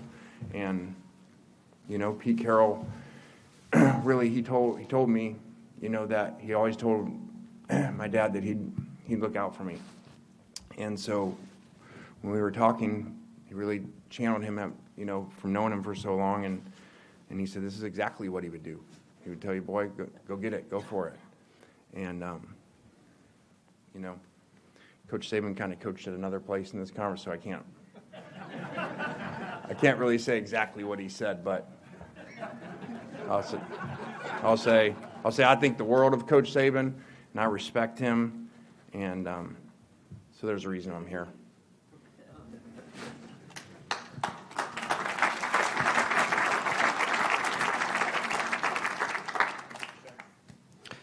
On your left, Coach. Shea Dixon with On 3. Obviously, you're known as one of the top offensive minds in football, and I think for a long time people have tied that to the Briles offense. Over the years, what have you changed, adapted, that you would consider now the identity of what your offense is? Yeah, I think that, you know, we have the most unique offense in the country, and because of learning from so many people along the way, you know, we hired Art's son Kendall at FAU and then learned a ton from the Briles family about offense and that whole system. And then really combine that over what we had done over the years at USC, at different places, at Alabama, and then said, okay, what if we combine these two and take this up-tempo spread system, but then really still do it with problem plays, problem formations that, remember, I really grew up really under three people. My dad, for my whole life, Lane Kiffin, then Pete Carroll, then Nick Saban. So really, I basically spent the majority of my life with those three defensive minds. Over time, always listening to them, what gave them problems, as three of the best defensive minds to ever coach this game. I mean, how blessed am I that I got to be around those three people? And then think about, okay, combine all that they said and put this thing together. And so it's been a great offensive run because of that. And, you know, we're not going to get up here and talk about individual numbers and stuff like that, but if you research them, you know, I would say, you know, over the last, whatever, since we left Alabama, so that's 9 years, okay, if you take points yardage, that's the number one offense combined in all of college football. Hey, Coach. Jacques Doucet, WAP-TV here in Baton Rouge. You mentioned it a little bit. What are your memories of coming here as an opponent, playing in Tiger Stadium, and how do you feel now to have that arena in your corner as the head coach? Yeah, it feels good to be on that sideline. Been here a number of times. You know, now that you say it, I think about it. I've been down there in what you guys have watched for a long time that I would say that you would probably say two of the most intense times and feelings, and those were two overtimes, one at Alabama here, and then one at Ole Miss here in the overtime 2 years ago. And, God, man, that feeling on the other sideline, all the way from the warm-ups of those night games, man, it is not. I coached a lot of places, okay, and a lot of road games, NFL, college. There is nothing like the feeling when you're on the other sideline and the intensity that you feel. It's like a weight that you feel. You know, I've talked to head coaches who have been here before, obviously. Okay, and they talk about like feeling on the other sideline, like how they feel lifted up by the crowd in the intensity. Well, when you're on the other sideline, you feel it the other way, and especially as you get to crunch time and overtime at night. So I've felt that, and I always thought to myself, man, what if we had that advantage on our side? So if we combine what we do, the way that we coach players, the systems that we run, and now we have that intensity on our side for the opponent to deal with, again, that's how it painted all together to say, and this is where you're supposed to be. Hey, Lane. Glenn West, 24/7 Sports. You mentioned some of the immediate needs you want to kind of address here with the program. Wondering if you can just talk about maybe some of the people you might be bringing with you on this coaching staff offensively, and just your thoughts on the defensive staff that's already in place here. Yeah, I think that's a really good question. I don't know that I can get into it. There's so many things. What have we been here for 24 hours? So I don't know that all that is figured out, and we're still in the process. And it's a challenging spot too because LSU is still playing in a bowl game too, and so Frank will continue to serve in that role. We've spent a lot of time together, the last 24 hours as I've been here, and less than 24 hours, and so have made the decision that he's going to still stay in that role as the head coach of that team for the bowl game. So there's a lot of complicated moving parts in that, but we'll definitely have that answer for you soon. Thank you. Lane, Mike Scarborough with TigerBait.com. Is there anything that surprised you in this process with talking with Verge in the last few weeks or since you've been here? And is there anything specifically that you can share that Nick Saban told you in your phone conversations with him about this job? Yeah, I just felt, in all respect to the other three programs, I just felt the passion through Verge, and obviously he's in a unique spot as having been here so long and played here and been part of so many championships and been around so many championship coaches, that I just felt that passion and I felt that alignment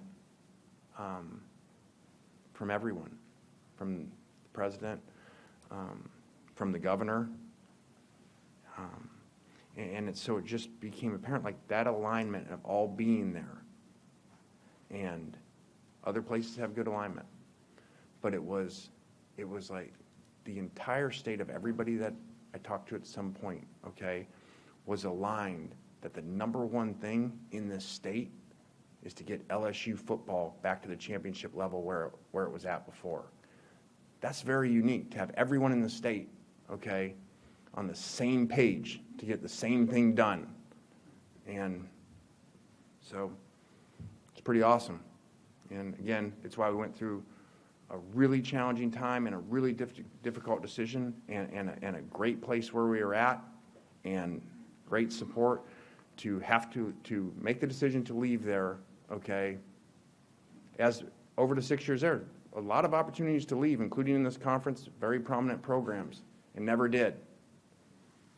And it came down to that at the end of the day. The only one we were leaving for was once we felt this alignment and passion at LSU.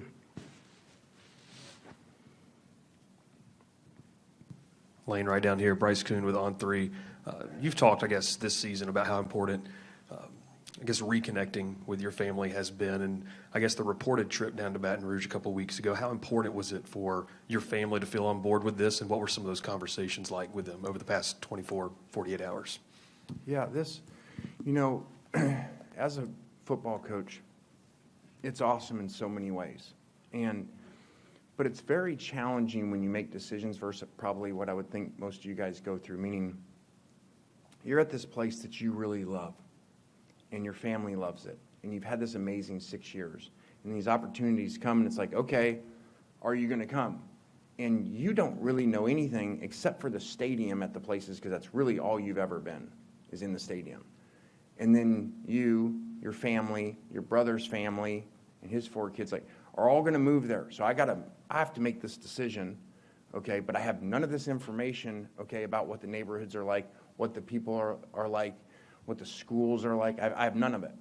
So, it's not ideal, but it came down to, well, I'm not going to go as the head coach of a place to go, because even though most people do that, and they spend a weekend somewhere in other professions and go to the schools and restaurants to get a feel for it in neighborhoods, and they make a decision, and sometimes, they take 4 months to relocate and stuff in the real world. And that doesn't happen. You get on a plane and you go. So I just thought it was really important when they offered, to have the family come down without me and get a feel for it. And it was very important because that went a lot into the decision. I don't know that I could have made this. I don't know that I could have made the decision, or certainly couldn't have made it and felt good without everybody on board like it was after going to multiple places and coming back and saying, hey, we're all in. We're all in to go to Baton Rouge and go to LSU. Hi, Lane. Matt Moscona from ESPN Radio in Baton Rouge. I'm curious, how much did an NIL plan in this new true third-party NIL era factor into your decision, and what can you share with us about the plan LSU laid out for you? Yeah, great question. You know, in that, when you talk about the, 4 places and making a decision, okay, I said through the process, okay, I'm never going to make a decision on money. And I'm telling you right now, I don't know what my contract is here. That's not very financially responsible, okay? I'm sure it's really good, okay? I don't know what it is, nor did I know at the other places what the numbers were. Because I said in the beginning, I told Jimmy Sexton, don't tell me the numbers, okay? I want to make a decision that has nothing to do with money for me. Now, tell me the numbers in the plan for what the money is for the players, because that's everything in that area to me, okay? Not what I make, what they make, to understand how can you build this. And if you're going to make a change and you're going to move and all these people are going to move and you're going to do all this and go through all that, which was a very challenging, obviously, last 48 hours, in a lot of ways sucked. It's the only way I can describe it. It sucked for a lot of people. And there was no way to possibly do it, in my opinion, any better than we did from a timing standpoint, because it's a bad scheduling system of how it's set up, and eventually, hopefully, it gets like the NFL where you can't do that in the season and don't have to make those decisions. But in that, it was very important and very critical, and Verge and his team had a really, really good plan, and even talked to some donors that are part of that plan here to see exactly how does that work. And there's a great plan here. There's a great plan of how we can come together with what we bring and what players around the country want to play for us and play in our systems, and then have that support to be able to do that so that they want to play for us and they get taken care of financially, which obviously nowadays is the world of college football, and it's very important and critical to them, which it should be. And this was the best setup. So that definitely played a factor into it. Because I don't care what your systems are, without good players, they don't work. So I actually asked today about my contract, not the numbers, I still don't know them. And I said, hey, just in case I get asked on it. And he said, basically, all 4 were extremely similar, okay, contracts for me. But in the process of figuring out the NIL packages, those were not similar. Those were not the same. And that's a big part of it. Jared in the back. Lane in the back over here. Jared Paul Joseph, WGNO in New Orleans. How have you felt mentally and emotionally from the optics of having to leave Oxford to the booze to landing here to the cheers? How has that been for you in those aspects? Yeah, time heals a lot of things. And having gone through this in this conference before, I sure hope that happens. I sure hope that that the people there and the fans there, as time goes, can focus on the amazing 6 years, the greatest football run in the history of the school, okay, the greatest regular season ever in the history of the state just happened there. And I really hope they can focus on that. And where we were able, with the support of people there, where we were able to put the program on a national stage that it had never been at before and maintain it there for a number of years. So it was very hard, and it was really challenging, and it is, man. It's the passion of the SEC, so I understand that. So I don't get emotional with it yesterday like so many people get emotional, like that, and they change like that, because we spent 6 years there, and that airport scene, and Knox and I driving, and people trying to run us off the road, man, and the things they said to us, and then we got here and we had been here for 6 minutes, and how we love you, coach, you're the best ever. And like, we only been here 6 minutes, we ain't done anything for you yet. That's the SEC, and I've been around long enough to know that, and it's just the passion of the SEC, and so I'm not upset at those reactions, by fans, by people, and, I think that people get really upset when you leave somewhere because they feel hurt because you're doing a really good job.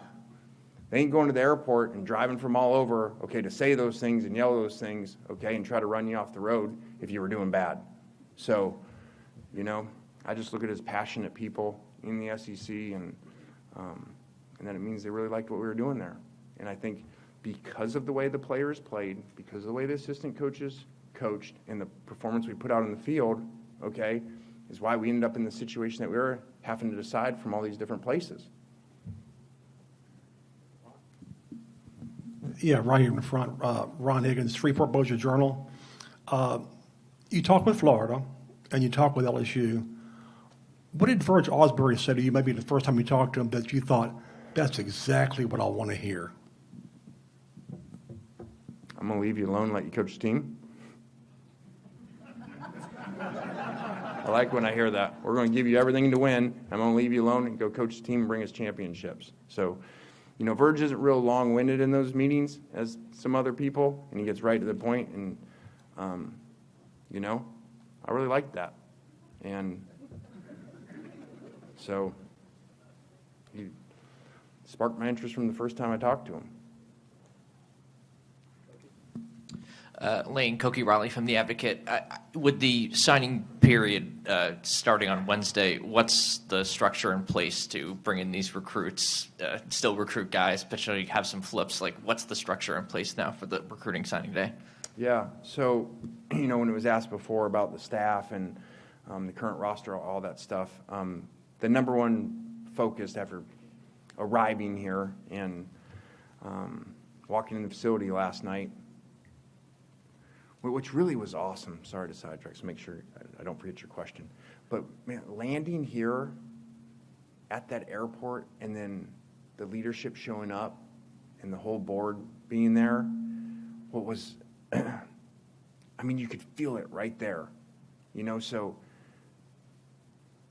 as you've probably figured out, it was a really, really hard decision. And I was really torn, and I went back and forth. Didn't sleep very much trying to figure it out. And the system didn't allow for a lot of time to do that, And it was really hard. And, I'm human. You don't even though you understand it's the passion, you're with your son and you're driving, and, you got to call a cop that so they'll help you because you personally know them because you are leaving the state. And you got to call them because, you drive with your son and you got to turn around. And people are like screaming at you, trying to run you off the road. I don't know what they're going to do. And so that affects you in that airport scene and all the things being said. I understand it. It's the passion. But they're saying that about you, that you thought you did a really good job for 6 years for them. That affects you. And even on the plane down there, I'm kind of like, man, we made this decision, but God, I really, and I'm telling you, I landed last night. I can't even remember when it was, okay? We landed, about 24 hours ago. When I got off that plane, and I saw the board there, and I saw the leadership, and I felt the power of this place. And then we get in the car, and as we're driving out, and there's the fans, like just all of them out there at the airport, and their excitement and their passion. And then the cars drive by as we're going to the office, and you go by Tiger Stadium, and it's lit up. And you're like, I absolutely made the right decision. And it all went away.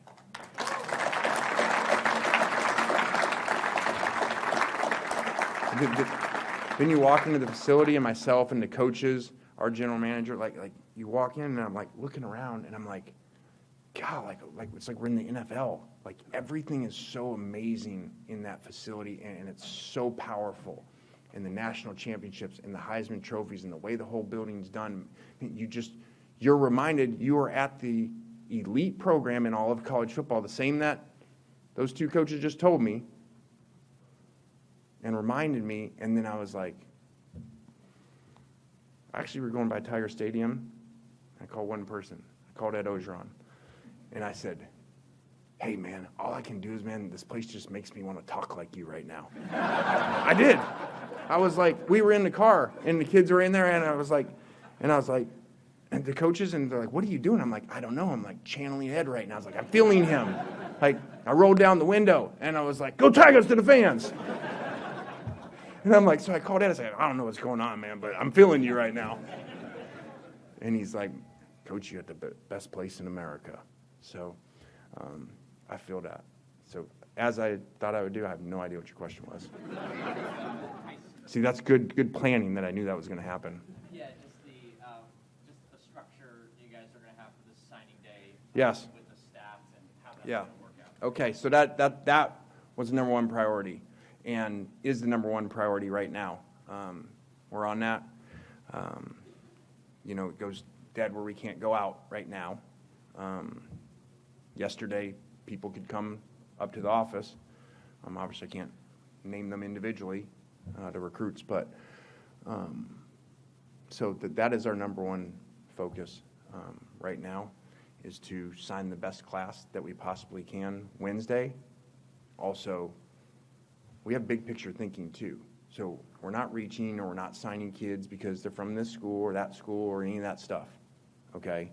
We're going to sign the best players that we can on Wednesday, then go to the portal, which I have zero concern about the interest of players with that. Because I know what the interest was of players nationally to come play for us where we were just at. And now when you put that with this stadium and with that logo,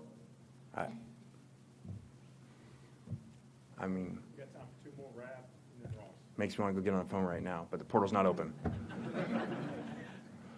Lane, Scott Ravelli, also with the Baton Rouge Advocate. I read where you've said you're at a place in your life where you want to live day by day, take things day by day. But this move do you see this as a career-defining move for yourself?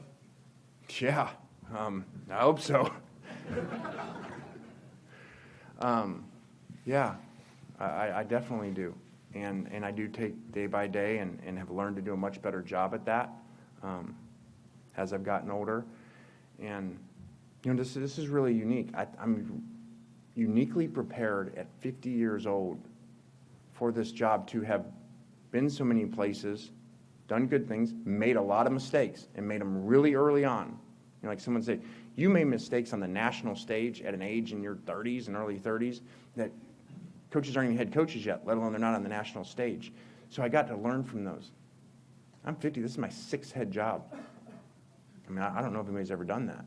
So it's not necessarily great in some ways. They weren't all by choice. But what that does is if you take all that information and you keep it and you collect it and you learn from the good, from the bad, that's experience. Just like an experienced quarterback's a lot better later on. Experienced coaches. And some of those coaches, especially those 2 I talked to, they would tell you, man, at this age right now, where I am, is when they really figured it all out. I think, I may be wrong on this, I bet you that Coach Carroll's probably 50 when he takes USC, and Coach Saban, when he takes Alabama's 55. So, you figure things out as you go with all those experiences and having multiple head jobs like they had before, and then you become even better. Ross Dellinger. Lane, when Ole Miss administrators told you Saturday night, kind of finally, that you won't be able to coach the playoff, how much did you seriously consider not taking this job to stay and coach the playoffs? And the last few days, how much do you think it impacts your legacy, or do you care? Yeah. Glad you're here, Ross. Thanks. Just so smooth and everything. So, even though my man Ross was hiding out in a car, following me, which is a true story, I appreciate the effort. And he's like, texting, he's like, I see you going into the AD's office right now. It's a true story. But first, it wasn't until Sunday, that's why things kept getting pushed back, that I was told that we couldn't keep this thing in place and coach the playoffs. So I'd already made the decision at that point and informed them Saturday night, that this is what we were going to do. And that was a really hard conversation with Keith, really hard. And kept trying to work through, okay, all right, yes, there's disappointment in that, but how can we do the best, knowing that I'm going to be the head coach of LSU for the future down the road, how could we do the best interest and of the players and give the players the best chance to win and make a run at the national championship in playoffs, and most likely, as I said, their most historic sporting event in the history of the state of Mississippi, a home playoff game. And it didn't work out. And it came back the next day. It's why there was a team meeting, whatever it was, 9, and then, thought it was going that direction. We met with the players. I was in there with Keith, and the players said, okay, let's do this. And and I get it. I understand it, and they just couldn't wrap their head around doing that. And I understand it. And I respect that. So that's why everything took so long. So I did not know the final decision that we couldn't tell 30 minutes before that team meeting, when he called over and said, okay, but we're going to go a different direction. We can't wrap our heads around this. And, unfortunately, which again, I respect. And they said, you're not going to be able to talk to the team and tell the team, that you're leaving. So I hate that. I hate that I didn't get to explain to the players why, but I also totally respect and understand any decisions they felt they had to make, for the program. Thank you, Coach. We'll go ahead and do the photo now. Thanks, guys. Appreciate everybody coming.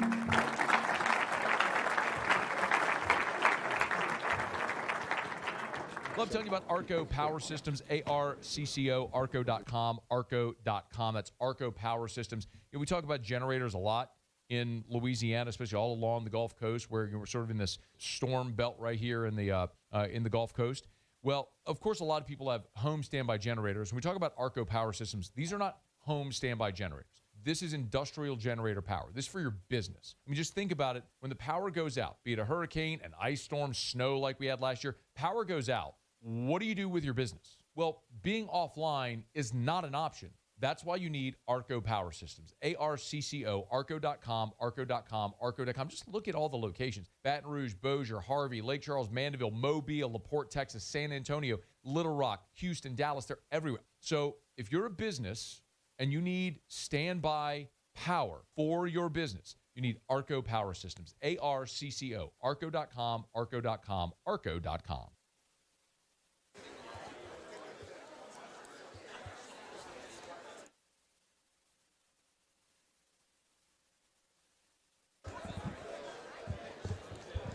Cassie, can I get some volume in my headphones? I don't hear.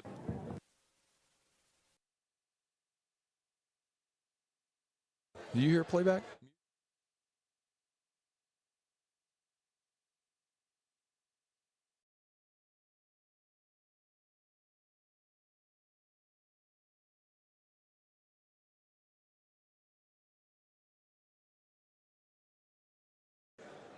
Muse, I need you to talk to me. Like, am I back? Like, I thought we were going to break. You're back. I played the live and you're back. But we got to break after the live.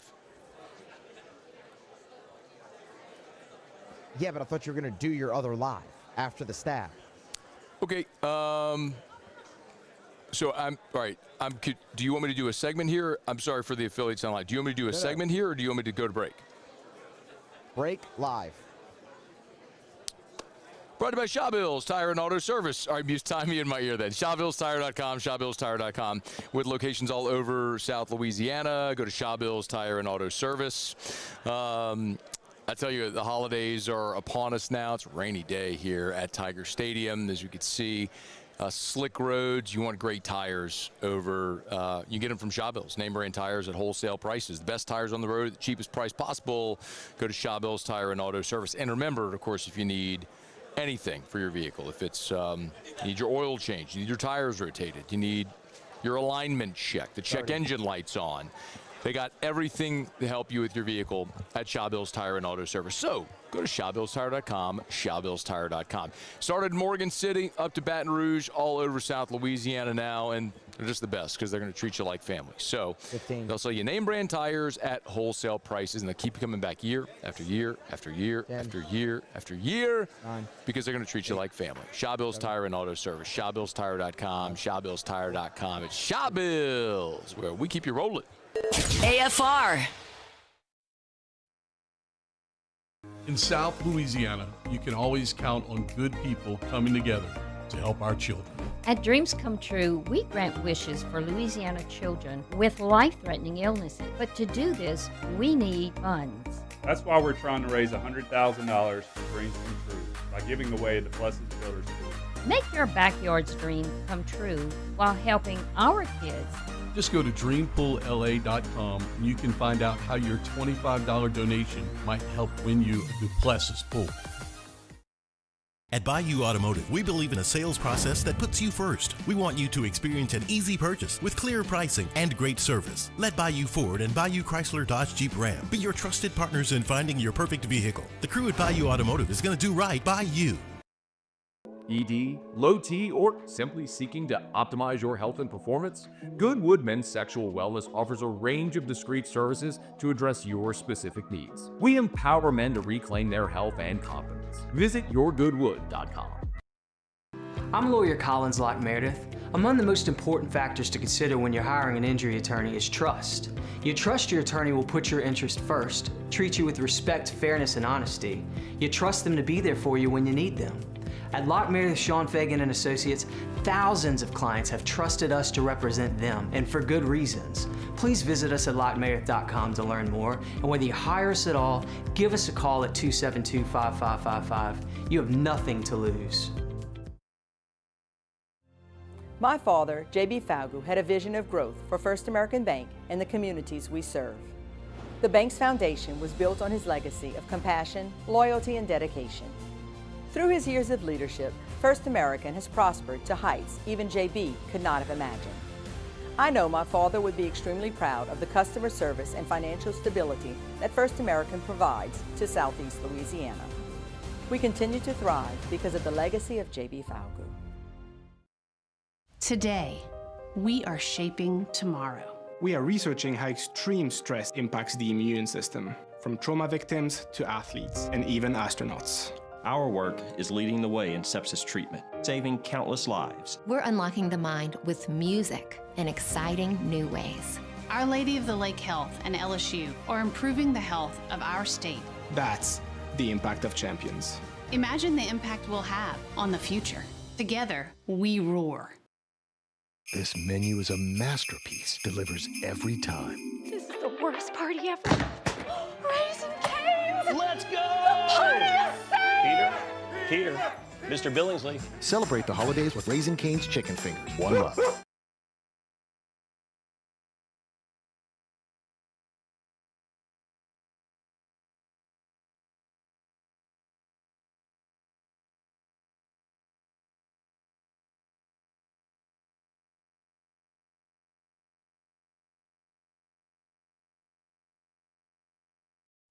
After further review, presented by Relief Windows. Windows, doors, siding, and oh, we do shutters too.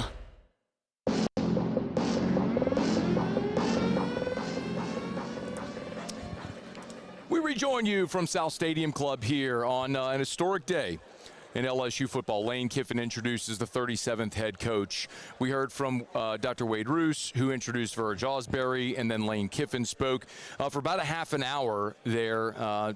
Gave his introductory thoughts, then answered about a dozen questions or so. Some of the highlights here from Lane Kiffin. He said this place is different. That's why we're here. Saying several times LSU is the best job in football. As he noted, someone close to me reminded me. It seems like he was saying there that was Nick Saban. He hinted at several times, didn't want to say it because obviously Nick Saban coached for a long time at Alabama. But I think most in the room understood what he was saying. But he said the mission is to bring the best players in the country to LSU, and that starts with keeping the players from Louisiana in the state. Obviously, his mentor, one of his mentors, Nick Saban, coined the phrase of putting the fence around the state of Louisiana, something Lane Kiffin intends to do and to continue. He said, he joked when he was asked what his mentors told him. He said, everyone outside of the state of Mississippi said go to LSU. And we've reported that among those, Jimmy Sexton, Nick Saban, Kirby Smart, basically all the people, Pete Carroll, that he trusts and confides in, encouraged him to take the LSU job. He was asked about his offense. He said, the Browns offense that they build upon, they want to be the most unique offense in the country. He talked about, very interestingly, learning from three of the greatest defensive minds, Monty Kiffin, his dad, Pete Carroll, Nick Saban, his three mentors, all great defensive minds, and he would listen to say what gave them problems, and those were the things that he wanted to do and to emulate in his offense and his offenses. And he said, obviously, talked about memories of being an opponent in Tiger Stadium. He talked about how the weight that felt like a weight on your shoulders being an opponent, and talking to guys who had coached here before, again, referencing Nick Saban, how that elevates you when you're on the home side. A few notables. He did say Frank Wilson will coach LSU in the bowl game. So some had asked and wondered, would Lane Kiffin coach, or who would coach the bowl game? It still is to be determined what's going to happen with the rest of the staff. When he was asked that staff question, he wouldn't go into names. I did have several more questions written down. One of those among them, Chief, was if he would confirm a report specifically about Blake Baker being retained, but I didn't get the microphone again. Understandably, a lot of people here, but was able to get one question in. The question that I got in was about his NIL plan, and I wanted to ask that because it was something that I was told very specifically throughout this entire process that was most important to Lane Kiffin. We were describing it earlier in the show and in previous episodes, where for Lane Kiffin, one of his concerns, and I'll use that as maybe in air quotes, from his time at Ole Miss, was that in this new age of NIL, reverting to the blue bloods, because you can no longer just take money, fund a collective, and pay your players. You have to have a plan to get that money and those deals approved through the NIL Go clearinghouse and to the players. And he said he didn't know the terms of his contract. He said all the contracts, and he said 4, by the way. We're understanding there was Ole Miss, LSU, Florida. He didn't say who the 4th contract was. Perhaps maybe Auburn was in the mix. I don't know. He didn't say who the 4th was. But he said all those numbers were similar. He said the one that was not even close was LSU's plan. And it was the bet. He said it was unanimously said it was the best setup, is the way that he said it, by a mile. So he did talk a lot about the emotion of going from the boos to the cheers, and how you think you could tell that it does weigh on him. Said he had to call a state trooper that was a friend of his, knew that they were leaving the state, who could actually get him there. So it was tough having his son in the car and hearing the things they heard. But then coming to LSU, landing, and then feeling the emotion with the board of supervisors there to greet him at the MMR hangar there on Sunday evening. And then as he's driving down Nicholson toward Tiger Stadium, he relayed maybe the funniest moment of the press conference when he called Ed Ogeron and said, "Man, this place makes me want to talk like you."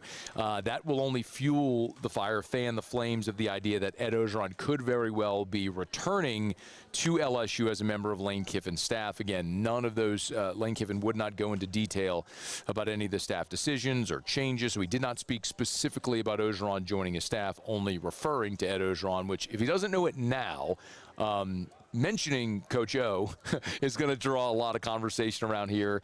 That would be certainly a different type of scenario, one that I don't know if it's been replicated in football before. Well, actually, I can't actually say that because Bobby Petrino did it. Was the head coach at Arkansas and returned as the offensive coordinator here for the past 2 seasons. But that's certainly a rare situation where you'd see someone who was the head coach at a place return to that place as an assistant, but perhaps Ed Ogeron will be doing that. Lane Kiffin was asked what Verge Ausberry said to him when they first talked. He said, "Go coach your team." And we started the show. I commended Verge, and I think he deserves a tremendous amount of credit. Look, over the years, I've done this job and I've covered this place for a long time, and I've been fortunate to develop a lot of really good relationships with people in and around LSU athletics who will trust me with information and have been very accommodating. The fact that we're doing this show here today, it was LSU's willingness to accommodate us, because this press conference was at 3:30 and I didn't want to be in downtown Baton Rouge. I wanted to be here at this press conference today. So they allowed us to come. But the point being that throughout this process, as I tried to get information from people within LSU athletics, within the university administration, within sports information, throughout, nobody was saying anything. They did a masterful job, Verge down, of it was referred several times as quiet confidence, and not elaborating really on their plan of how they were going to go about doing this. But I think one of the things that served LSU very well in this search, as we referred to at the start of the show, is they made it, if you're in sales, you would call it a buying atmosphere. You would disarm the person so you don't feel salesy and pushy. You give them information, allow them to make a decision and feel comfortable with you. And it feels very much like that's what LSU did here. They told Lane Kiffin from the start, go coach your team, coach through the playoff. You're our guy. We'll wait for you. And everything you need, we're going to have every resource available, and they proved it over and again. Lane Kiffin did talk about the importance of his family making that trip to Baton Rouge, because you don't have 4 months in relocating in a job like you would for other jobs. They had to make a decision quickly, and why that was important for his family to come make that visit as they did 2 weeks ago today. So the Lane Kiffin press conference ends.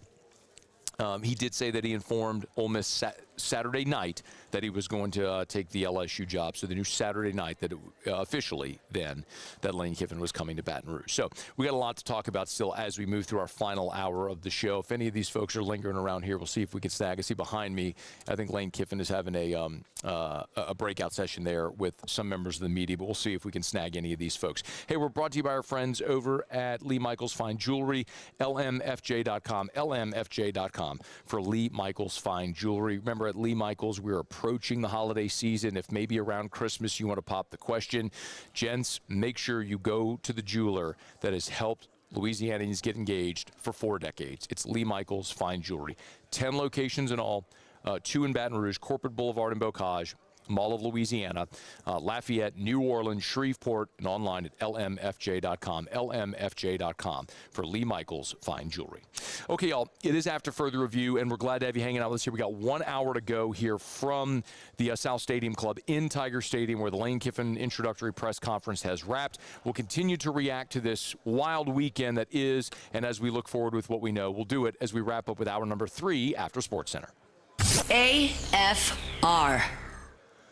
Our Lady of the Lake, championship health partner of LSU Athletics, and our friends at Our Lady of the Lake welcome Coach Lane Kiffin and his family to Baton Rouge as the newest members of the Tiger family. Of course, Our Lady of the Lake, championship health partner of LSU Athletics, not only cares for the champions on the field wearing the purple and gold, but also everyday champions like you and me all across Louisiana as part of the Franciscan Missionaries of Our Lady Health System. Actually just saw my friend E.J. Kuiper, who's the present CEO of FMOL, who was part of the search committee as well to bring Lane Kiffin here. So from everyone within the FMOL system and Our Lady of the Lake, they welcome Lane Kiffin and his family to Baton Rouge as the newest members of the Tiger family. And of course, for all health care that you may have, from specialized care like heart health, stroke, cancer, pediatrics, make sure you trust the lake like the LSU championship athletes do as well. OLOLRMC.com/LSU. Our Lady of the Lake and LSU, together we roar. Looking for cleaner energy? Propane is energy for everyone. Propane water heaters are very cost efficient, and the savings are even greater with a tankless propane water heater. We all know that Louisiana propane is a safe and environmentally friendly fuel. So why not go green while you save some green? I'm Miss Louisiana, Gabrielle McLeod, and for more information, visit louisianapropane.com.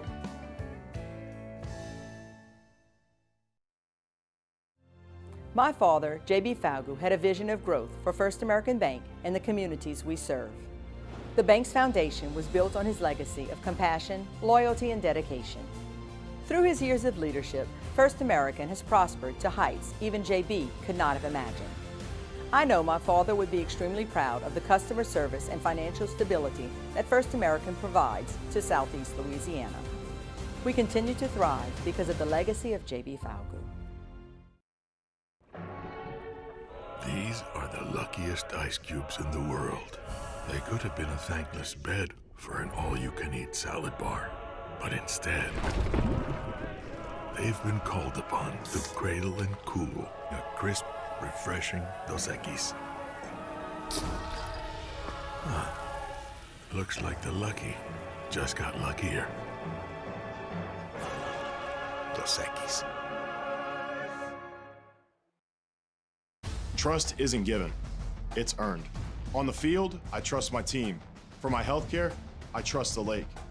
Our Lady of the Lake sports medicine experts know what it takes to improve performance and build champions at every level. That's why LSU chose Our Lady of the Lake as its championship health partner, trusting Louisiana's best medical team to care for our state's best athletes.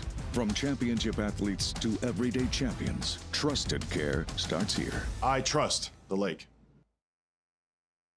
After a decade of working in private duty nursing, I know how hard it can be to find compassionate care for the ones that you love the most. So I started Decision Critical, a premier concierge nursing agency, so we can take care of you wherever you are. Our highly skilled nurses provide exceptional care from the comfort of your own home, with personalized packages for short-term, long-term, or even around-the-clock care. Visit us at decisioncriticalbr.com and give us a call today to get started.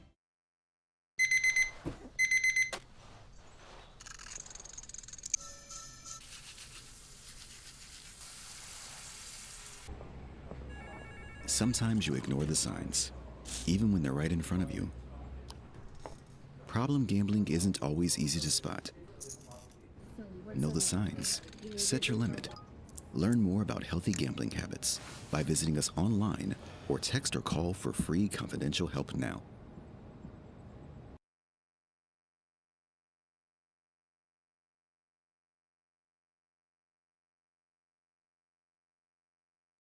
This is SportsCenter.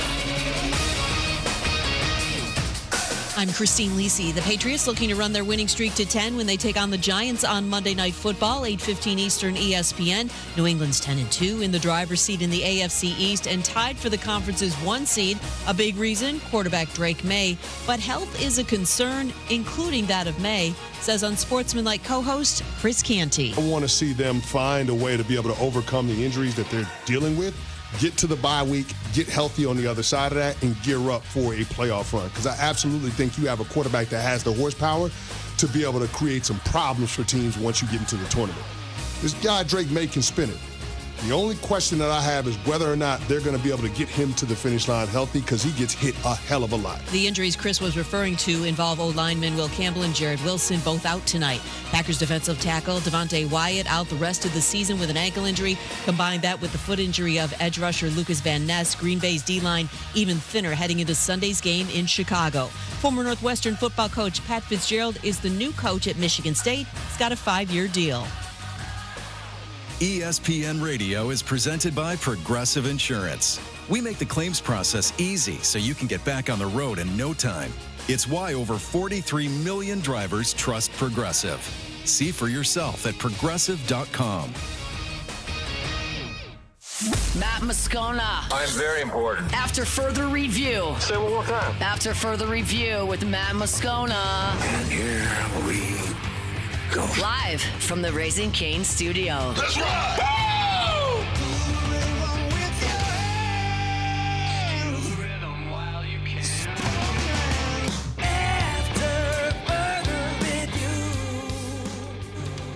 Hour 3, off we go. Welcome aboard. Glad you're with us. It's AFR. We are not in the Raising Cane studio, although Cane sounds really good right now.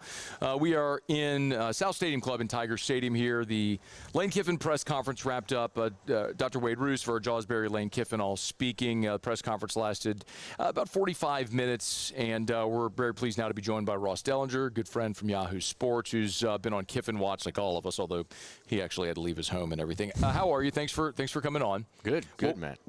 If you would, how long were you in? You went to the Egg Bowl in Starkville, then went straight to Oxford. Yeah, I flew into Starkville or Columbus, Mississippi. Thursday, Thanksgiving night, covered the Egg Bowl. Drove Friday night of the Egg Bowl to Oxford, and figured that something would happen there that would warrant me being there, and so spent 2 nights there, and obviously Saturday night and into Sunday morning where all that transpires, and then drove Sunday afternoon to Baton Rouge to be here.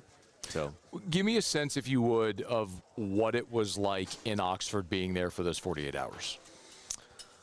Yeah, it was weird. You know, Friday night I kind of went out in the square, and it was a pretty quiet day. All the students were home, you know, on holiday break, and so it was really quiet. Oxford was really quiet. Campus was pretty much dead and quiet. I remember spent a lot of time driving around campus on Saturday, trying to see where people were and what they were doing maybe. And then Saturday night, of course, there was a big meeting at the Chancellor's home on Ole Miss's campus with Lane Kiffin and Keith Carter, the athletic director, and the Chancellor.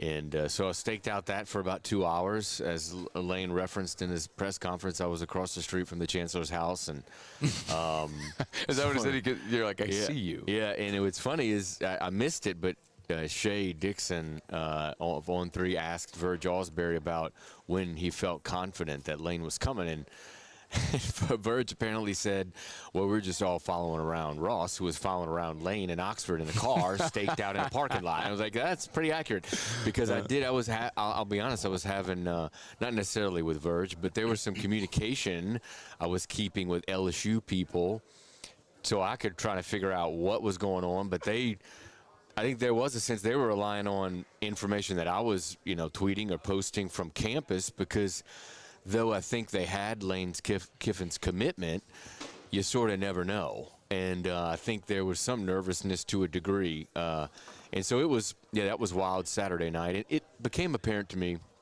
and ended up posting a story with all this 7 or 8 o'clock maybe on Saturday night, that Lane Kiffin, basically told Keith Carter and the Chancellor in the meeting that he intended to leave.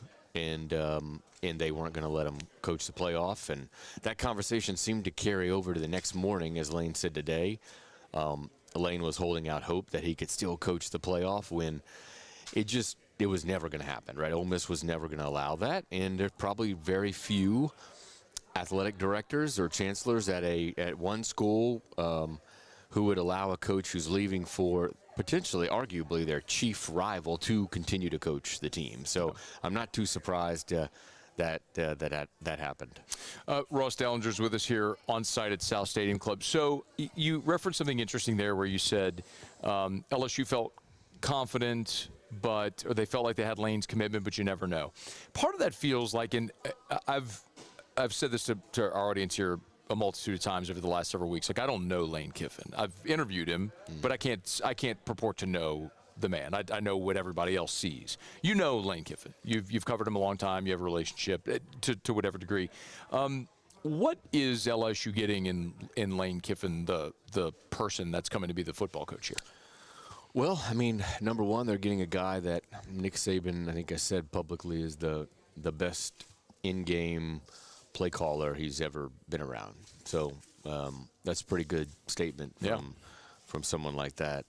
And to be clear, Charlie Weiss Jr., the offensive coordinator for Lane Kiffin at Ole Miss, and now obviously got on the plane coming here, he calls a lot or most of the plays, but obviously it's Lane Kiffin's offense, and he probably calls it the way that I'm sure Lane, to a degree, wants it to be called.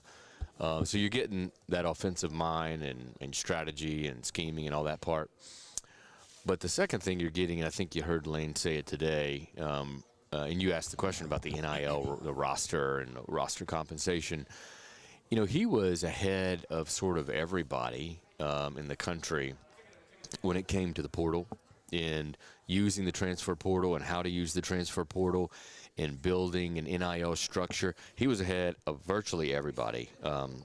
He was more aggressive with it. He was progressive with it. He sort of treated it like the NFL. And I think that really is a big reason why Ole Miss is sort of where it is, because he was so aggressive. So you're certainly getting somebody that knows he's no good without talent, and he's not afraid to, cherry pick players from the portal and fill holes. That's for sure. And then I'd say, third, you're getting a guy who has reformed his life. He's changed. He hasn't drank in 5 years. I don't know if he's ever called himself an alcoholic, but I think he's suggested that he was that, and so he hasn't drank in 5 years, and he goes to yoga or hot yoga every morning, virtually. I don't think he hardly misses a workout. He's probably lost 40 pounds, 30 or 40 pounds in the last 4 or 5 years.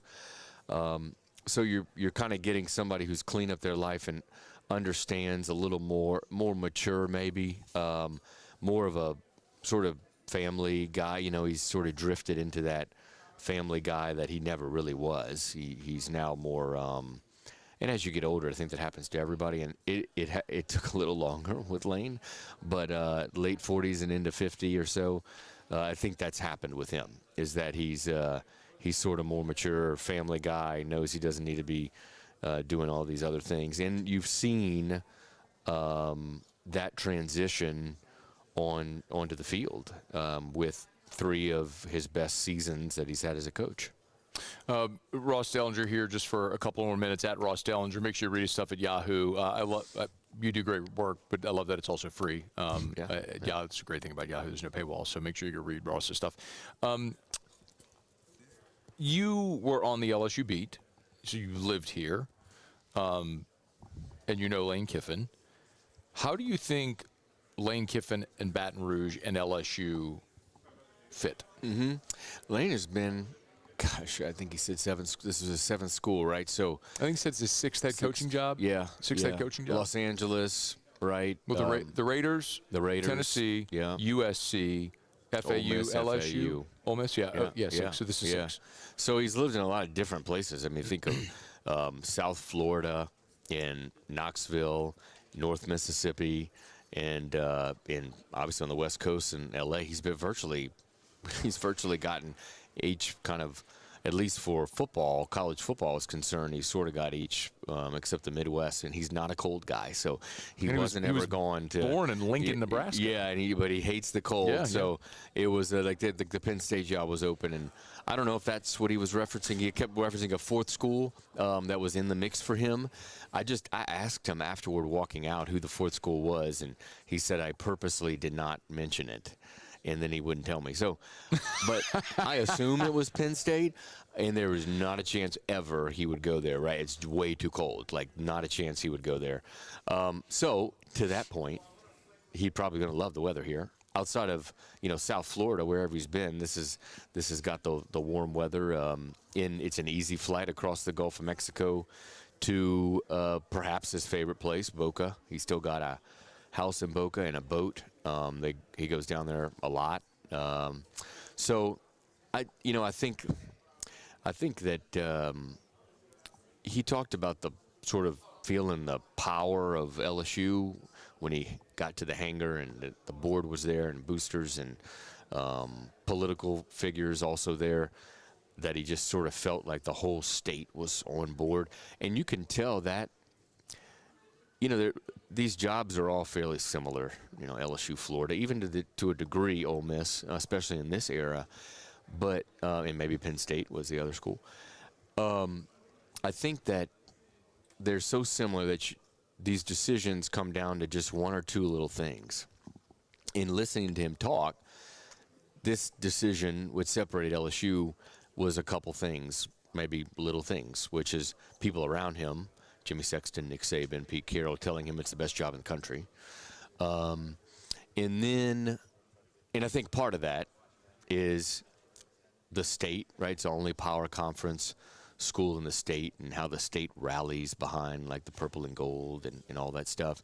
And that's sort of a good segue into the other reason why he probably took the job, which you asked about, the roster compensation, the NIL, the state just rallying behind that cause.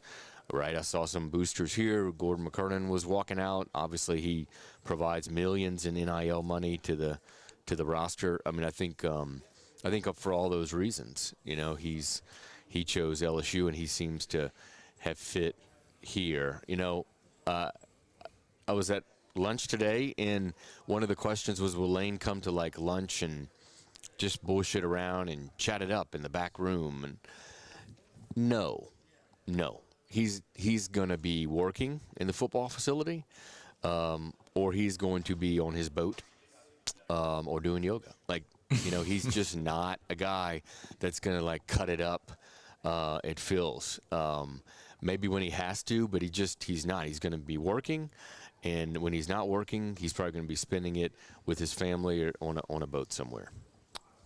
The gumbo was good today. How was your tuna? The gumbo was really good. I had the bowl of gumbo before at Phil's before the tuna. The tuna is always good. I get it every time I go. I know it's not a Gulf fish.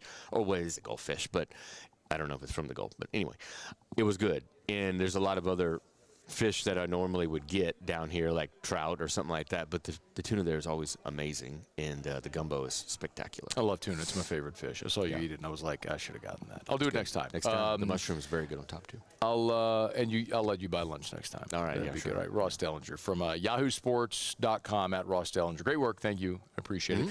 And by the way, I get to remind you about Gordon McKernan Injury Attorneys. So get Gordon and get it done. Gordon McKernan Injury Attorneys. Gordon was here earlier today. Of course, you go to getgordon.com, getgordon.com. Listen, I always say if you've been injured in an accident, it's not your fault. Do what injured people in our state have done for 3 decades. Get Gordon and get it done. But Gordon, one of the things I love so much about talking about Gordon is all the different ways he gives back, the philanthropy. The Gordon Bicycle Giveaway is coming up on December the 11th. We'll be doing AFR at Gordon's Bike Giveaway at the office here in 10 days. Very much looking forward to that, so a week from Thursday. You can still learn about how you can enter for that at Get Gordon on all the social medias, or go to gordonsbikes.com, gordonsbikes.com. Of course, the many ways Gordon contributes to LSU's NIL. Just an amazing guy, amazing resource, and certainly a true, proud Louisianian who loves to give back to the communities. No matter what community you live in here, whatever you do, if you've been injured, get Gordon and get it done. Okay, y'all, it's after further review. Our Monday shows here are presented by Relief Windows and reliefwindows.com. We're at the South Stadium Club. When we come back, we'll go to Oxford. I want to get a sense of Lane Kiffin, the exit from the Ole Miss perspective. Neil McCready, our buddy from Rebels 247, has done an outstanding job covering the story from the Ole Miss side. He'll join us as we continue. We're glad you're with us here on AFR. After further review. We're brought to you by River City's 1 Hour Air, where they're always on time or you don't pay a dime. 752-0001, 752-0001. I practice what I preach. Last week, had River City's 1 Hour Air out to the house for our heater safety check. If you have not done that yet, what are you waiting on? Do not go through this cold weather season. I can look outside. Night is falling in Baton Rouge. A little mist, a light rain is falling on Tiger Stadium, and the temps right now are in the mid-50s. You're probably going to be getting in front of a fire, cranking up that heater in your house tonight. Make sure that your heater is running efficiently and safely this cold weather season. Make sure River City's 1 Hour Air comes out for your pre-season heater safety check. Call River City's 1 Hour Air to schedule it. 752-0001, 752-0001, 752-0001, or online at onehourbr.com. Spell it out, O-N-E, onehourbr.com. For River City's 1 Hour Air, where they're always on time or you don't pay a dime. Flight by Yingling is raising the bar by crafting the next generation of light beer. With only 2.6 carbs and 95 calories, this is premium refreshment 6 generations in the making. Flight by Yingling. Raise the bar. At Bayou Automotive, we believe in a sales process that puts you first. We want you to experience an easy purchase with clear pricing and great service. Let Bayou Ford and Bayou Chrysler Dodge Jeep Ram be your trusted partners in finding your perfect vehicle. The crew at Bayou Automotive is going to do right by you. 104.5 ESPN Baton Rouge and First American Bank and Trust bring you the Heart of the Game Award, recognizing student athletes who deliver when it counts. Nominate your game day standout at 1045ESPN.com by the 21st. We'll choose 5 male and 5 female finalists, and then it's up to the fans to vote for the winners. Each winner gets a $250 gift card, a custom award, and the spotlight they've earned. Presented by First American Bank and Trust, a banking tradition since 1910.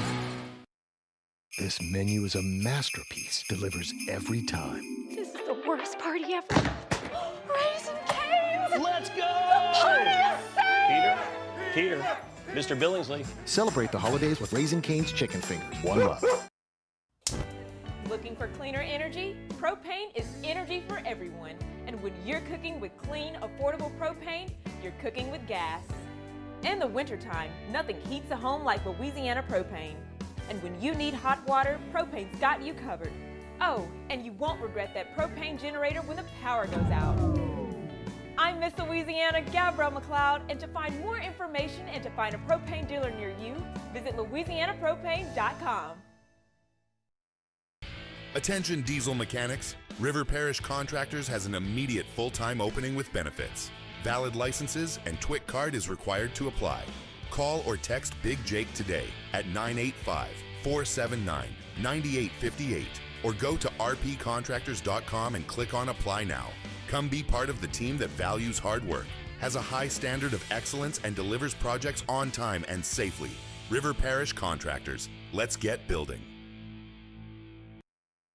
BRAC teamed up to reimagine your parks, and you imagined big. With your help, we went to work, creating 12 beautiful community parks across the parish. A family-sized water park, miles and miles of trails, and parks just for your dogs. There are more places to splash, to explore, to run wild, and even soar. You imagined, we delivered. Gold. BRAC, your #1 park system in the nation. Looking for the ultimate game day experience? Come to the Queen Casino in Baton Rouge. Savor game day platters and snacks, plus drink specials at 1717 Kitchen and Cocktail.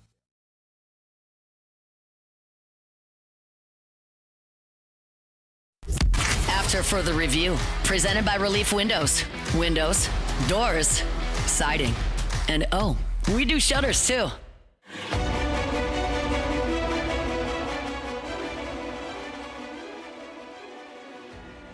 We continue here from the South Stadium Club in Tiger Stadium, where just a little more than a half hour ago, the Lane Kiffin introductory press conference wrapped up. Thanks to Ross Dellinger, who is here with us on site. I want to go to Oxford to get some perspective on the story from there. Our buddy Neil McCready from Rebels 247, good enough to join us. He's been all over this story, covering the Ole Miss side of it, and I can imagine we're all just ready for a nap. Hey, man, thank you for the time. How are you? I am ready for a nap. That is very true. A nap sounds amazing right now. I can empathize. We appreciate the time. How would you describe the mood around Oxford today relative to what we saw a day ago? That's a good question today. Probably angry. I think they feel, it's hard for me to speak for a fan base that I'm not part of, if you will. So I'm just kind of taking the general mood of like message boards and stuff. Betrayed, angry, frustrated, lied to, a little worried. There's a lot there. Not a hell of a lot of positive stuff. Mostly everything from consternation to frustration to concern. And I think mainly it's this, Matt. It's that I think if you had told Ole Miss people before the season that, hey, on December the 1st, you're going to be 11-1, 7-1 in the SEC, headed towards the college football playoff, absolutely locked in, I think they would have thought that it would have been euphoria, and it's the opposite of that. Yeah. So one of the other gigantic pieces of news out of this, Neil, is not only that Lane Kiffin left, but that Ole Miss very quickly elevated Pete Golding to be the permanent head coach. Can you walk us through how they landed on that decision? Honestly, no. I'm not really sure. Okay. I can take an educated guess, and that's literally all this is. I don't believe that on Saturday Pete Golding was a candidate for the Ole Miss job. I'm not sure that on Sunday morning Pete Golding was a candidate for the Ole Miss job. Lane Kiffin played hardball with Ole Miss. Everybody can tell their different stories. I have zero doubt that this is true. And I think Ole Miss realized that they had underestimated just how this would go down, which you can pass judgment however you'd like. And I think they saw Pete Golding as the one guy who might be able to retain enough offensive staff and enough momentum in general to be prepared for a playoff game in less than 3 weeks. and perhaps moving forward in terms of assembling the type of staff that would be able to retain most of the current roster. I think it's safe to say that it was a decision made in part with a playoff game in mind. These two staffs and these two programs right now are undeniably still somewhat conjoined, and how they sever and break is going to be fascinating. So you brought up the staff. Neil, I'll just leave this open-ended. What can you tell us that you know to be true at this point about who is leaving for Baton Rouge and who is staying in Oxford?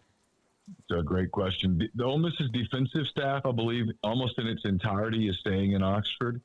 The offensive staff, there are a lot of questions. Charlie Weiss Jr. has left to go to LSU. It's my understanding he's already signed a contract there. There has been some thought about him possibly coming back and coaching for the playoffs. I don't know how you do that. You and I have talked about this. I don't think as an SEC program you can have, Charlie Weiss can't come in and be the Ole Miss offensive coordinator. He's the LSU offensive coordinator. I don't know how you let the LSU offensive coordinator in your building to coach for 20 to 50 days, depending on how long Ole Miss stays in the playoffs. John Garrison, as of this moment, it's my understanding, is still at Ole Miss, although he is entertaining, obviously, overtures from LSU, and I've heard overtures from Nebraska. So I don't know where his situation stands. I think the same applies for Kevin Smith, not the Nebraska part, but everything else. George McDonald, the wide receiver coach, is now at LSU. There's some staffers that are still here, some staffers that, analysts and such that are there at Baton Rouge with Kiffin. So pretty much in flux on the offensive end for the most part. I would think that's where most of the concern here is right now. You have a game in 18, 19 days, and they don't really have an offensive staff to coach it. I was told from someone on the LSU staff yesterday that Joe Cox is also here, who was a co-OC. Cox is there too. I apologize. No, that's okay. I just wanted to clarify to make sure. So with no Joe Cox, no Charlie Weiss, no Lane Kiffin, who would call plays for Ole Miss in the playoff?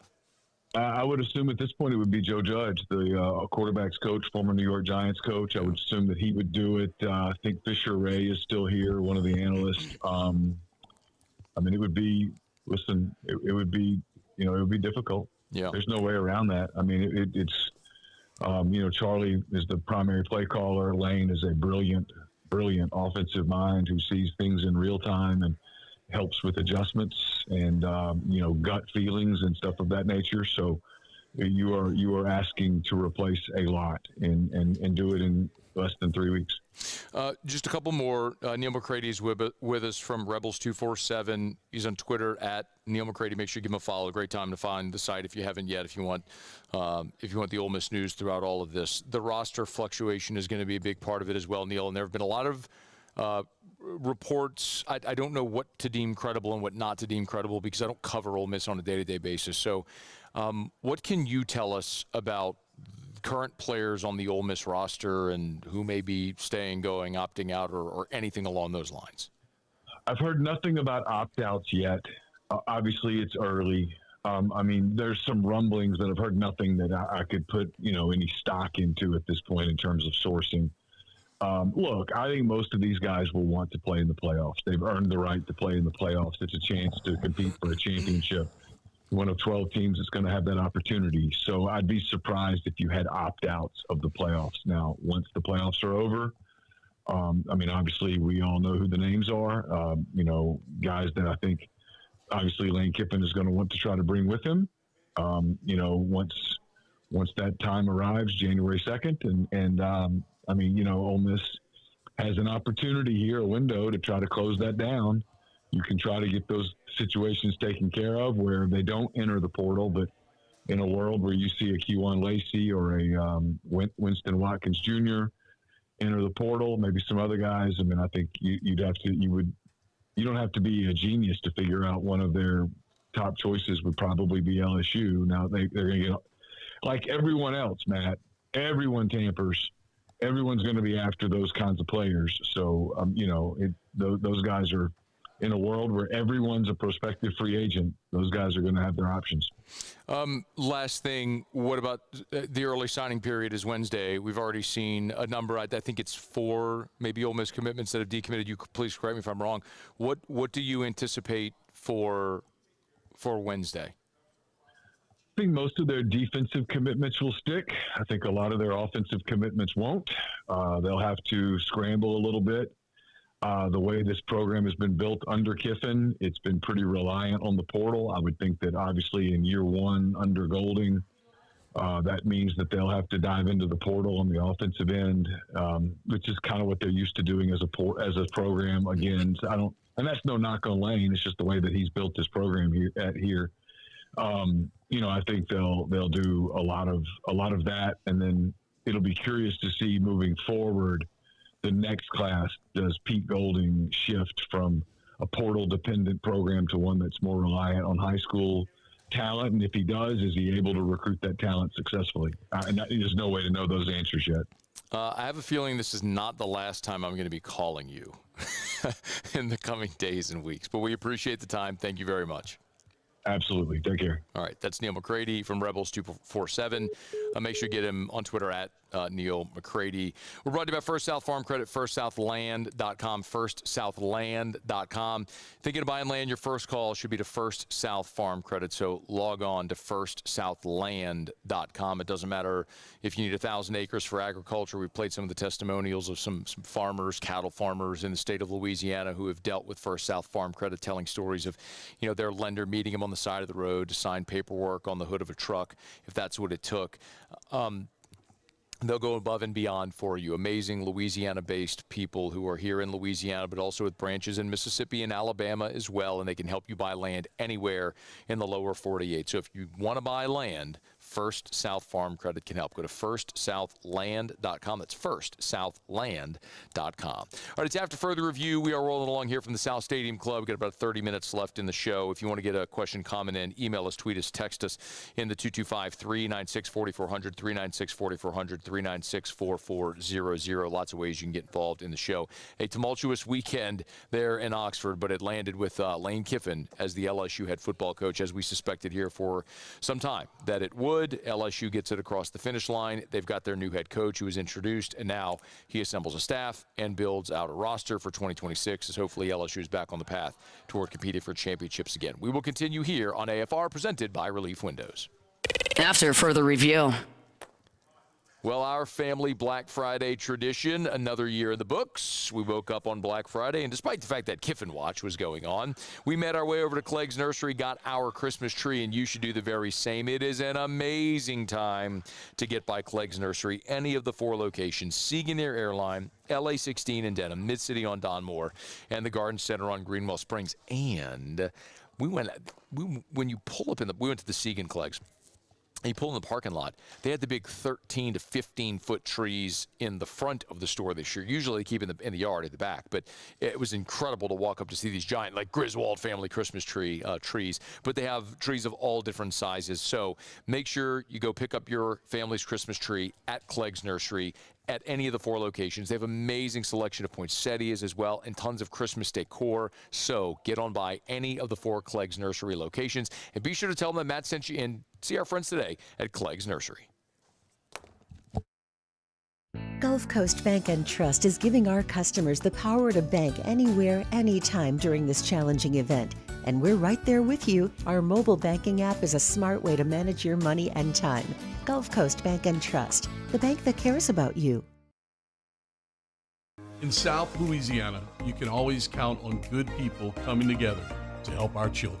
At Dreams Come True, we grant wishes for Louisiana children with life-threatening illnesses. But to do this, we need funds. That's why we're trying to raise $100,000 for Dreams Come True by giving away the Blessed Children's School. Make your backyard's dream come true while helping our kids. Just go to dreampoolla.com and you can find out how your $25 donation might help win you a Duplessis pool. Dr. Johnson, that's my guy. He gonna tell me when I need to do better. He gonna tell me when I need to slow down. And I trust him 100%. The medical care that I receive at LSU and with Our Lady of the Lake is top tier. I really trust what they telling me, and they keep me right. Looking for cleaner energy? Propane is energy for everyone. Propane water heaters are very cost efficient, and the savings are even greater with a tankless propane water heater. We all know that Louisiana propane is a safe and environmentally friendly fuel. So why not go green while you save some green? I'm Miss Louisiana, Gabrielle McLeod, and for more information, visit louisianapropane.com.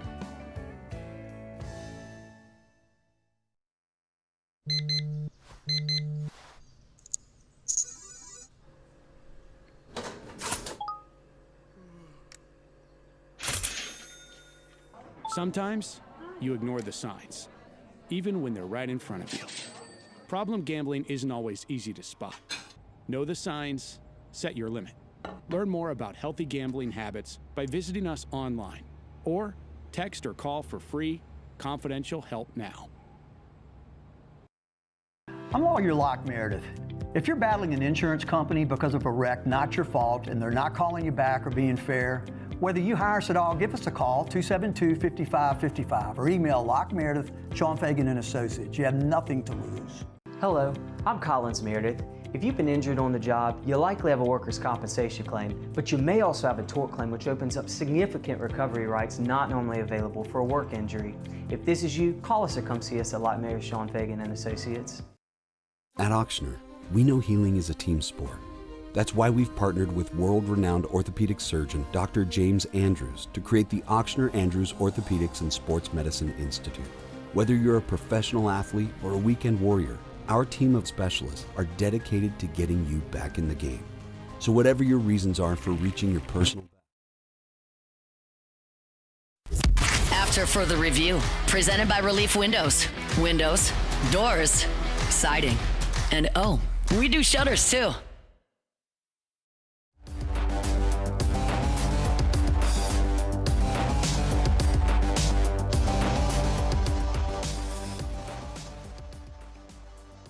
Actually, we were going by Tiger Stadium.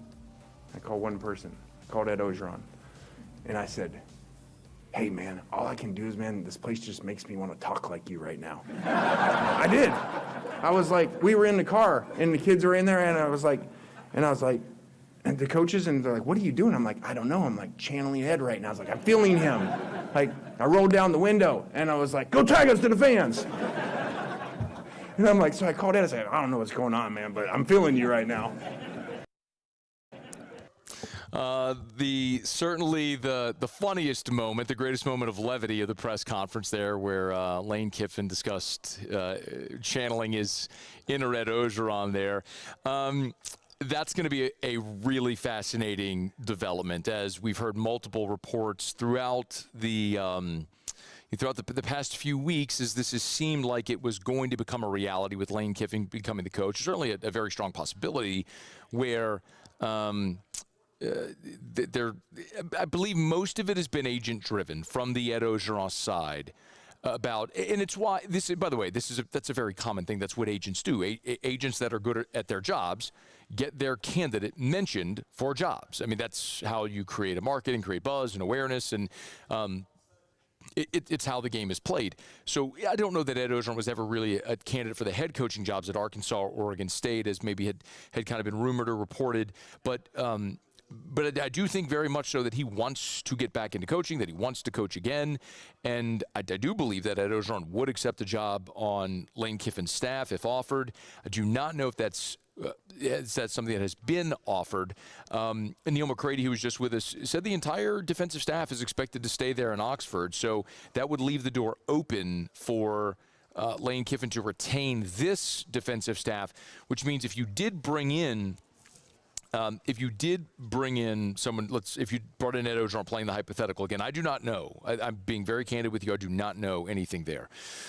If you did bring in Ed Ogeron, what would that mean for Kyle Williams? I think maybe there's some question about that. Look, Kyle Williams was in his first year of coaching college football, and maybe there have been some whispers like, does he want to continue coaching in college? This was one of the things that was surprising, if you rewind the clock to when Kyle was hired, one of the things that surprised me was there was certainly a narrative, a feeling around Kyle. He's got young children or high school age children. His daughters are competitive soccer players and wants to watch them compete, and was coaching at his alma mater at Ruston.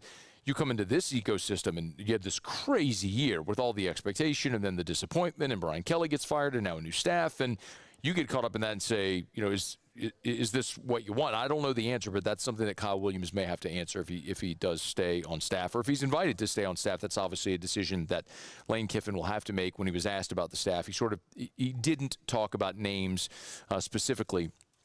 But that's one we'll certainly keep an eye on there on the defensive staff, what happens with Kyle Williams. And is Ed Ogeron a real candidate to rejoin the staff? But just hearing Lane Kiffin there reference Ed Ogeron is an indicator of their friendship, their relationship, and that possibility would stand to reason would be there. I want to talk about the recruits here in just a moment and some of the fallout there. We are brought to you by Parish Restoration, parishrestoration.com. Kill mold, remove odor, other harmful pathogens. If you have odor, maybe it's sweat, pet, fire, smoke odor, Parish Restoration can come in, spray their patented non-toxic dry fog treatment, knock it all out. Maybe you got flu going through your office building or COVID. They can come in, spray. They'll close the windows and the doors, let the fog dwell. It'll kill everything down to the spores. And as soon as the fog dissipates, boom, you're back in. Clean, sanitized, great clean smelling as well. It's Parish Restoration. Go to parishrestoration.com, parishrestoration.com. So the other part of this conversation, of course, is what's happening with this recruiting class. And we'll very much look forward to having Shea Dixon with us here on Tuesday, as he always is, to sort of sift through this. It'll be a day before the early signing period. But, one of the things that Lane Kiffin discussed there in the press conference, and it was a question that I asked, and I asked the question knowing through a lot of the conversations I've had over the past 2 weeks that this was a thing that really weighed heavily in his decision to pick LSU, was the pitch LSU made for NIL. Again, I'll say it again. It's one thing to fund your collective and be able to write checks and just pay players like you were able to do in the previous iteration of NIL. Now you have to have true third-party NIL. So those deals have to be approved by the NIL Go clearinghouse. Well, who has the plan to actually get those deals done? As I understand it, LSU has been working. Listen, Clay Harris, who's LSU's chief revenue officer, on this show 6 months ago, told us that they have been working on that plan for 12 to 18 months. So it was 6 months. I mean, you started almost 2 years. LSU's been working on that plan with NILSU Max. I mean, we sat in this room a few months ago for an NILSU Max event, and where they had dozens of business owners in Baton Rouge to explain further this plan and how they can get business owners can get involved in true NIL and do brand deals with student athletes. And Lane Kiffin said, yes, this was a giant part of his decision to pick LSU. I told Jimmy Sexton, don't tell me the numbers, okay?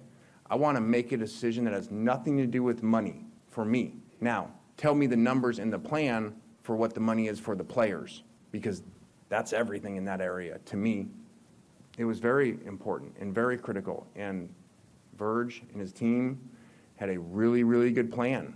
Even talked to some donors that are part of that plan here to see exactly how does that work. And there's a great plan here. There's a great plan of how we can come together with what we bring and what players around the country want to play for us and play in our systems, and then have that support to be able to do that so that they want to play for us and they get taken care of financially, which obviously nowadays is the world of college football, and it's very important and critical to them, which it should be. And this was the best setup. That definitely played a factor into it. The best setup, and that definitely played a factor into it. I think that's undeniable at this point. That was a huge driving factor. Now, from LSU's perspective, they got affirmation from both Lamar Brown and And by the way, the photos of Lamar Brown visiting with Lane Kiffin. Lamar Brown has been just in lockstep this whole process. He attended every LSU home football game this year. He's been on campus. He was at practices. He was with Lane Kiffin in his office on Sunday night. So Lamar Brown firmly committed. He'll sign on Wednesday. Richard Anderson, Sam Spiegelman from On3 and Rivals reported that Richard Anderson, the 5-star defensive lineman out of New Orleans, shut down his recruitment as well.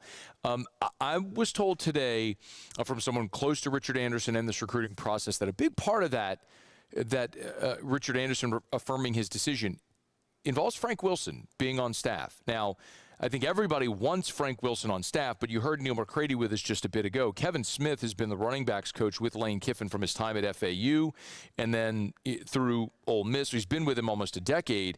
And I can tell you that Kevin Smith's family is in Baton Rouge today, sort of touring the city to see if this is a move that they want to make. And I do believe Lane Kiffin is pushing hard to get Kevin Smith and to get Garrison, the offensive line coach, to join him here in Baton Rouge. Well, if you get Kevin Smith to join this staff, then what does that mean for Frank Wilson? I don't know that he could continue as running backs coach. Does he accept a new role? Is there I do not, just candidly do not have the answer. But that's a real key component, not only for someone like Richard Anderson, current Tigers like Harlem Berry, who is so close with Frank Wilson. I don't know that you make a decision just for a player or two, but when they're really significant players and you have someone like Frank Wilson, who's such a key member of this staff and key to recruiting New Orleans and is so respected by this team and teams that he has coached, you would love to find a way for it to work for Frank Wilson to continue on LSU staff. But that's a giant question that still sort of is permeating right now, this decision, as we wait to see what Lane Kiffin's going to do with his coaching staff. So as we know more, we'll certainly let you know as we continue that on. Hey, we're brought to you by the Williamson Eye Center, 924-2020, 924-2020, or williamsoneye.com is interesting. Honest to goodness, true story, hand on stack of Bibles. Buddy Michael is a photographer for The Advocate. Before we started the show, he walked up to me and goes, "Hey, man, wanted to tell you in person, thank you for recommending the Williamson Eye Center." Michael's pushing 50. He's a photographer, so obviously needs good eyesight. He had the EVO ICL procedure, so he was not a candidate for LASIK, but he was able to have the EVO ICL, which is the implantable contact lens, where they implant contact lens into your eyes, which is a reversible procedure. But he says it's been amazing. Pain-free. The procedure was pain-free. The recovery was a cinch. He's seeing 2015 better than 2020 at nearly 50 years old. Incredible testimonial, and Dr. Blake Williamson is just the best. So you want to see 2020, call 924-2020. 924-2020 or williamsoneye.com. Right? Am I lying? You're not lying. I'm not lying. He's literally to my left. You see? The true testimonials. I don't make this stuff up. 924-2020 or williamsoneye.com, williamsoneye.com. Dude, I did not even see you standing right there, I swear. But he did tell me that. And I didn't even use your last name, so I just left it, let the generic. All right, it's After Further Review. We're here at South Stadium Club. We're glad to have you aboard with us. Got one segment left to go. Jimmy will be here for Otterlocks. We'll find out what we're betting on tonight. Been a jam-packed day, and glad you're hanging out with us. We'll wrap it up next here on AFR. AFR. Hey, listen, it's not too late to call Duplessis Builders and get started on giving your family the best gift ever for Christmas, putting in a pool. Now, they can't have your pool done by Christmas, obviously, but one of the great things about what Duplessis Builders does is they offer the full spectrum, the gamut. If you want the gigantic, beautiful custom resort-style pool at literally any budget, they can do it, and they'll do it better than anyone. Derek is an engineer by trade, an awesome dude as well, and they will build you a beautiful pool that lasts. 10-year workmanship warranty, where the industry standard is 1 year.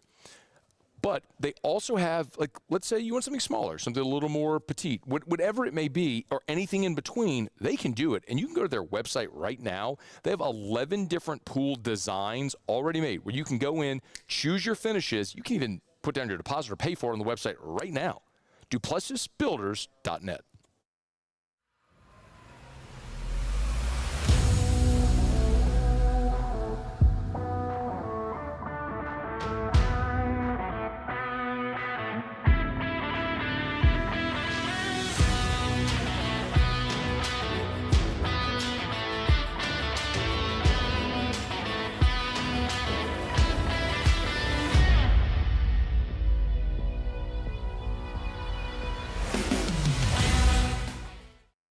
Hi, I'm Mitchell Meredith with Locke Meredith, Sean Fagan & Associates. We take great pride in educating our clients about their rights. Whether you're injured at work or while you drive, call our office at 272-5555. Knowledge is power, and you should know your rights after an injury. Hi, I'm Sean Fagan of Locke Meredith, Sean Fagan & Associates. When insurance companies have been unfair, we've never been afraid to go to trial. Fighting hard to protect your rights, we never settle a case out of convenience. We only settle when it's right for you. Whether you hire us at all, give us a call. Hi, this is Beth Serena. Welcome to my pool.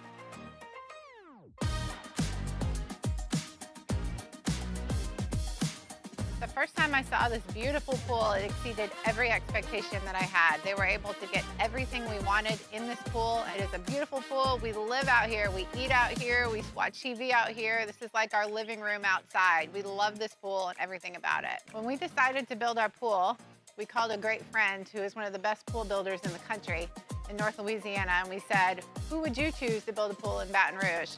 And without a hesitation, he told us Russell Pools. He said their history, tradition of great builds, great pools was unmatched. So of course, who did we call? Russell Pools.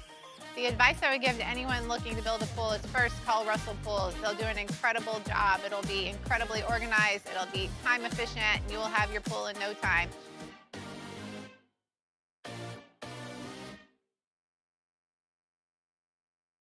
Men, age is just a number. Don't let it dictate how you feel. Goodwood Men's Sexual Wellness has anti-aging services that can help you look and feel your best. Visit yourgoodwood.com and discover a renewed sense of vitality. These are the luckiest ice cubes in the world. They could have been a thankless bed for an all-you-can-eat salad bar, but instead, they've been called upon to cradle and cool a crisp, refreshing Dos Equis. Looks like the lucky just got luckier. Dos Equis.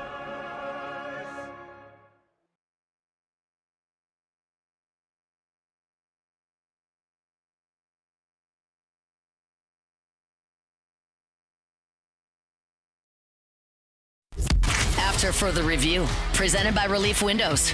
Windows, doors, siding, and oh, we do shutters too.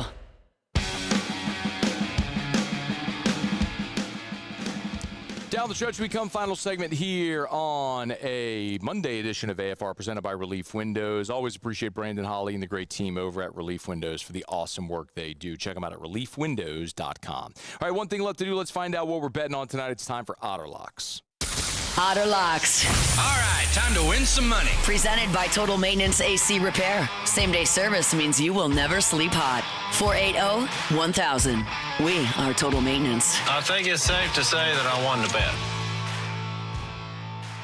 How are you? Good afternoon, Matt. What's up?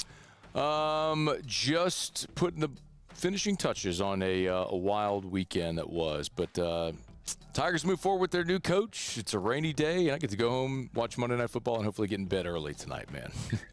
I need a good night's sleep. Long overdue. How are we looking for tonight? Monday Night Football? Yes, indeed. And the Lane Kiffin theme continues, I guess you could say, with one of his quarterbacks and Jackson Dart coming back to play. So people will question whether or not he would come back. But same thing with Joe Burrow, and you know, he had a good Thanksgiving night game at Baltimore as well. Nine-game winning streak for New England in this one, and the Giants are just 2-10. But man, they have been competitive, and I think that's going to be the same thing tonight. So 7 is a lot of points against a team. Now that it's an interesting stretch for New England, because not only are they out with Will Campbell without Will Campbell for about a month or so.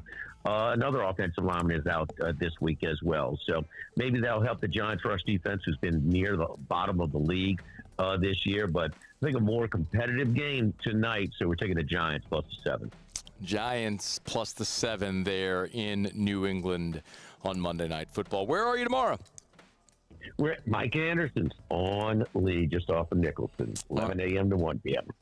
That is every single day live at lunch with Charles and Jimmy. All right, Otter, we appreciate it. Thank you.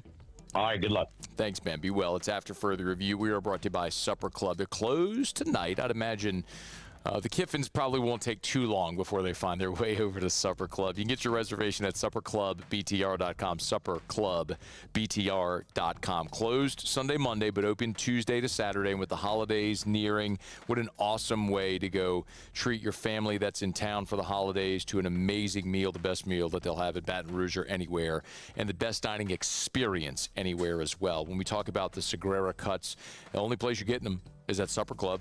When we talk about the Japanese omi beef, that's the favorite cut of the Emperor of Japan. Only place you're getting it is at Supper Club. We talk about those Alaskan king crab legs. They literally get them off the boats from the show The Deadliest Catch. The names of the boats are on the crates that come in. There's just no better dining experience anywhere than Supper Club. So book your reservation at supperclubbtr.com. That's supperclubbtr.com for Supper Club. All right, y'all, just about to put the finishing touches here on today's episode after a wild weekend. Really, it's been a wild 2 weeks, and everyone's asked, when you really knew that Lane Kiffin was coming. And, Lane in his press conference said that, he informed Ole Miss on Saturday night that he was accepting the LSU job. And while that may be true, that was sort of the formal moment, I look back to how all this changed, and the day that the Kiffin family visited Baton Rouge 2 weeks ago today is really when things started the hard pivot away from Florida toward LSU. And then, as Lane said, all of the mentors that he had basically said everyone outside of the state of Mississippi told him, take the LSU job. It's the best job in football. All of the influence of people he trusts, and then the job Verge Osbury and this team did, eliminating every barrier that week is when everything really trended toward LSU. And that Friday, the board meeting that went into executive session, that night when the contract terms leaked to Ross Dellinger, that was the day where I think time will tell, and eventually the word will come out that was the day where LSU had their commitment from Lane Kiffin that he was coming on that Friday. But like we always say, until ink is dry on a contract, and I don't believe the ink was dry on the contract until that Saturday night, as Lane said when he informed Ole Miss that he was taking the LSU job. He wanted to coach his team, and they were never going to let him do it. That's something that was made abundantly clear, even to me and certainly to Lane Kiffin. So throughout this process, so it dragged on, I think, in a longer, messier way than it needed to. And my hope from this is that this does serve as the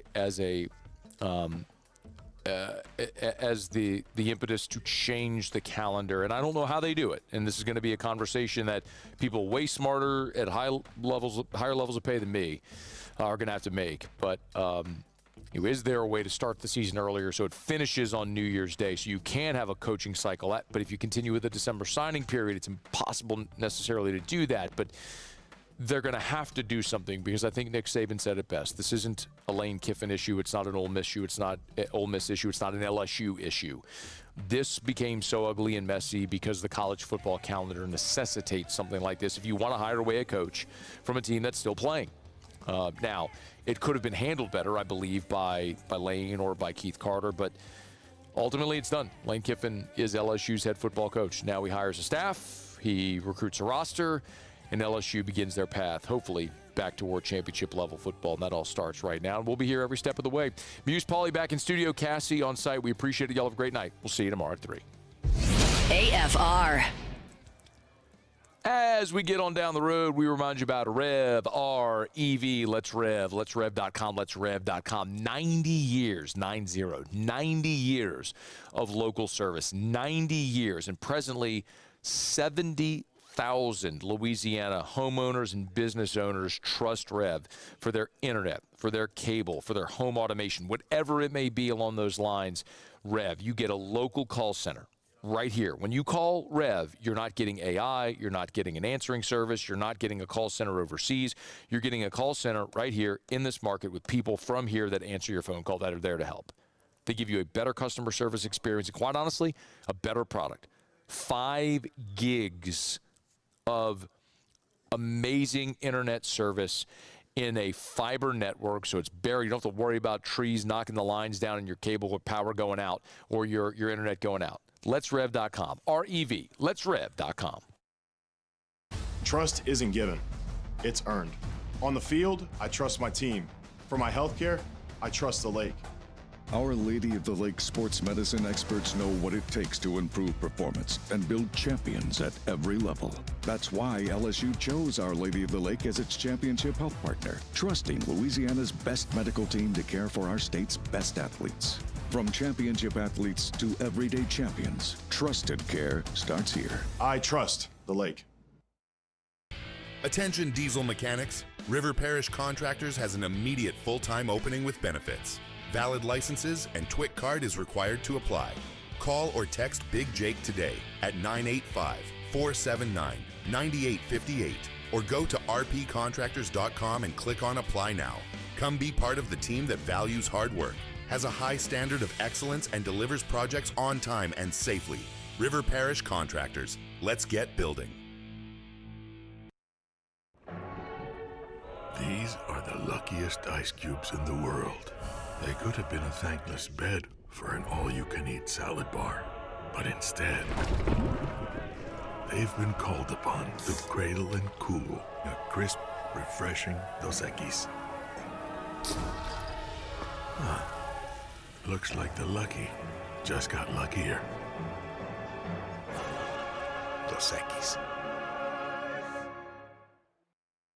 With all the delicious chicken finger options, it was an impossible decision. How about a box combo? Good. Now what can I get for you? No, I want a Caniac combo with extra cane sauce, no slaw, 2 extra toast, and a half sweet tea, half lemonade. Celebrate the holidays with Raising Cane's chicken fingers. One love. Dr. Johnson, that's my guy. He gonna tell me when I need to do better. He gonna tell me when I need to slow down. And I trust him 100%. The medical care that I receive at LSU and with Our Lady of the Lake is top tier. I really trust what they telling me, and they keep me right. The Windsor Senior Living Community in Mandeville, Louisiana is a beautiful, vibrant apartment community geared toward seniors. They are nestled right in the heart of Mandeville, where seniors live a more carefree lifestyle in spacious apartments with the peace of mind that comes from having a little extra help. Call the Windsor at 985-624-8040 to schedule a lunch and tour. Come see how the Windsor can be your passport to peace of mind. Lock Meredith, Sean Fagan and Associates has won for our clients over $175 million over the decades, but our greatest success is our clients who have chosen and trusted us to help them. Whether you hire us at all, give us a call. You've got nothing to lose. Hi, I'm Sean Fagan. If you get injured, you could be staring at medical bills, repair costs, and lost income. Life can be turned upside down. At Lock Meredith, Sean Fagan and Associates, we'll work to turn your world right side up. Hire us.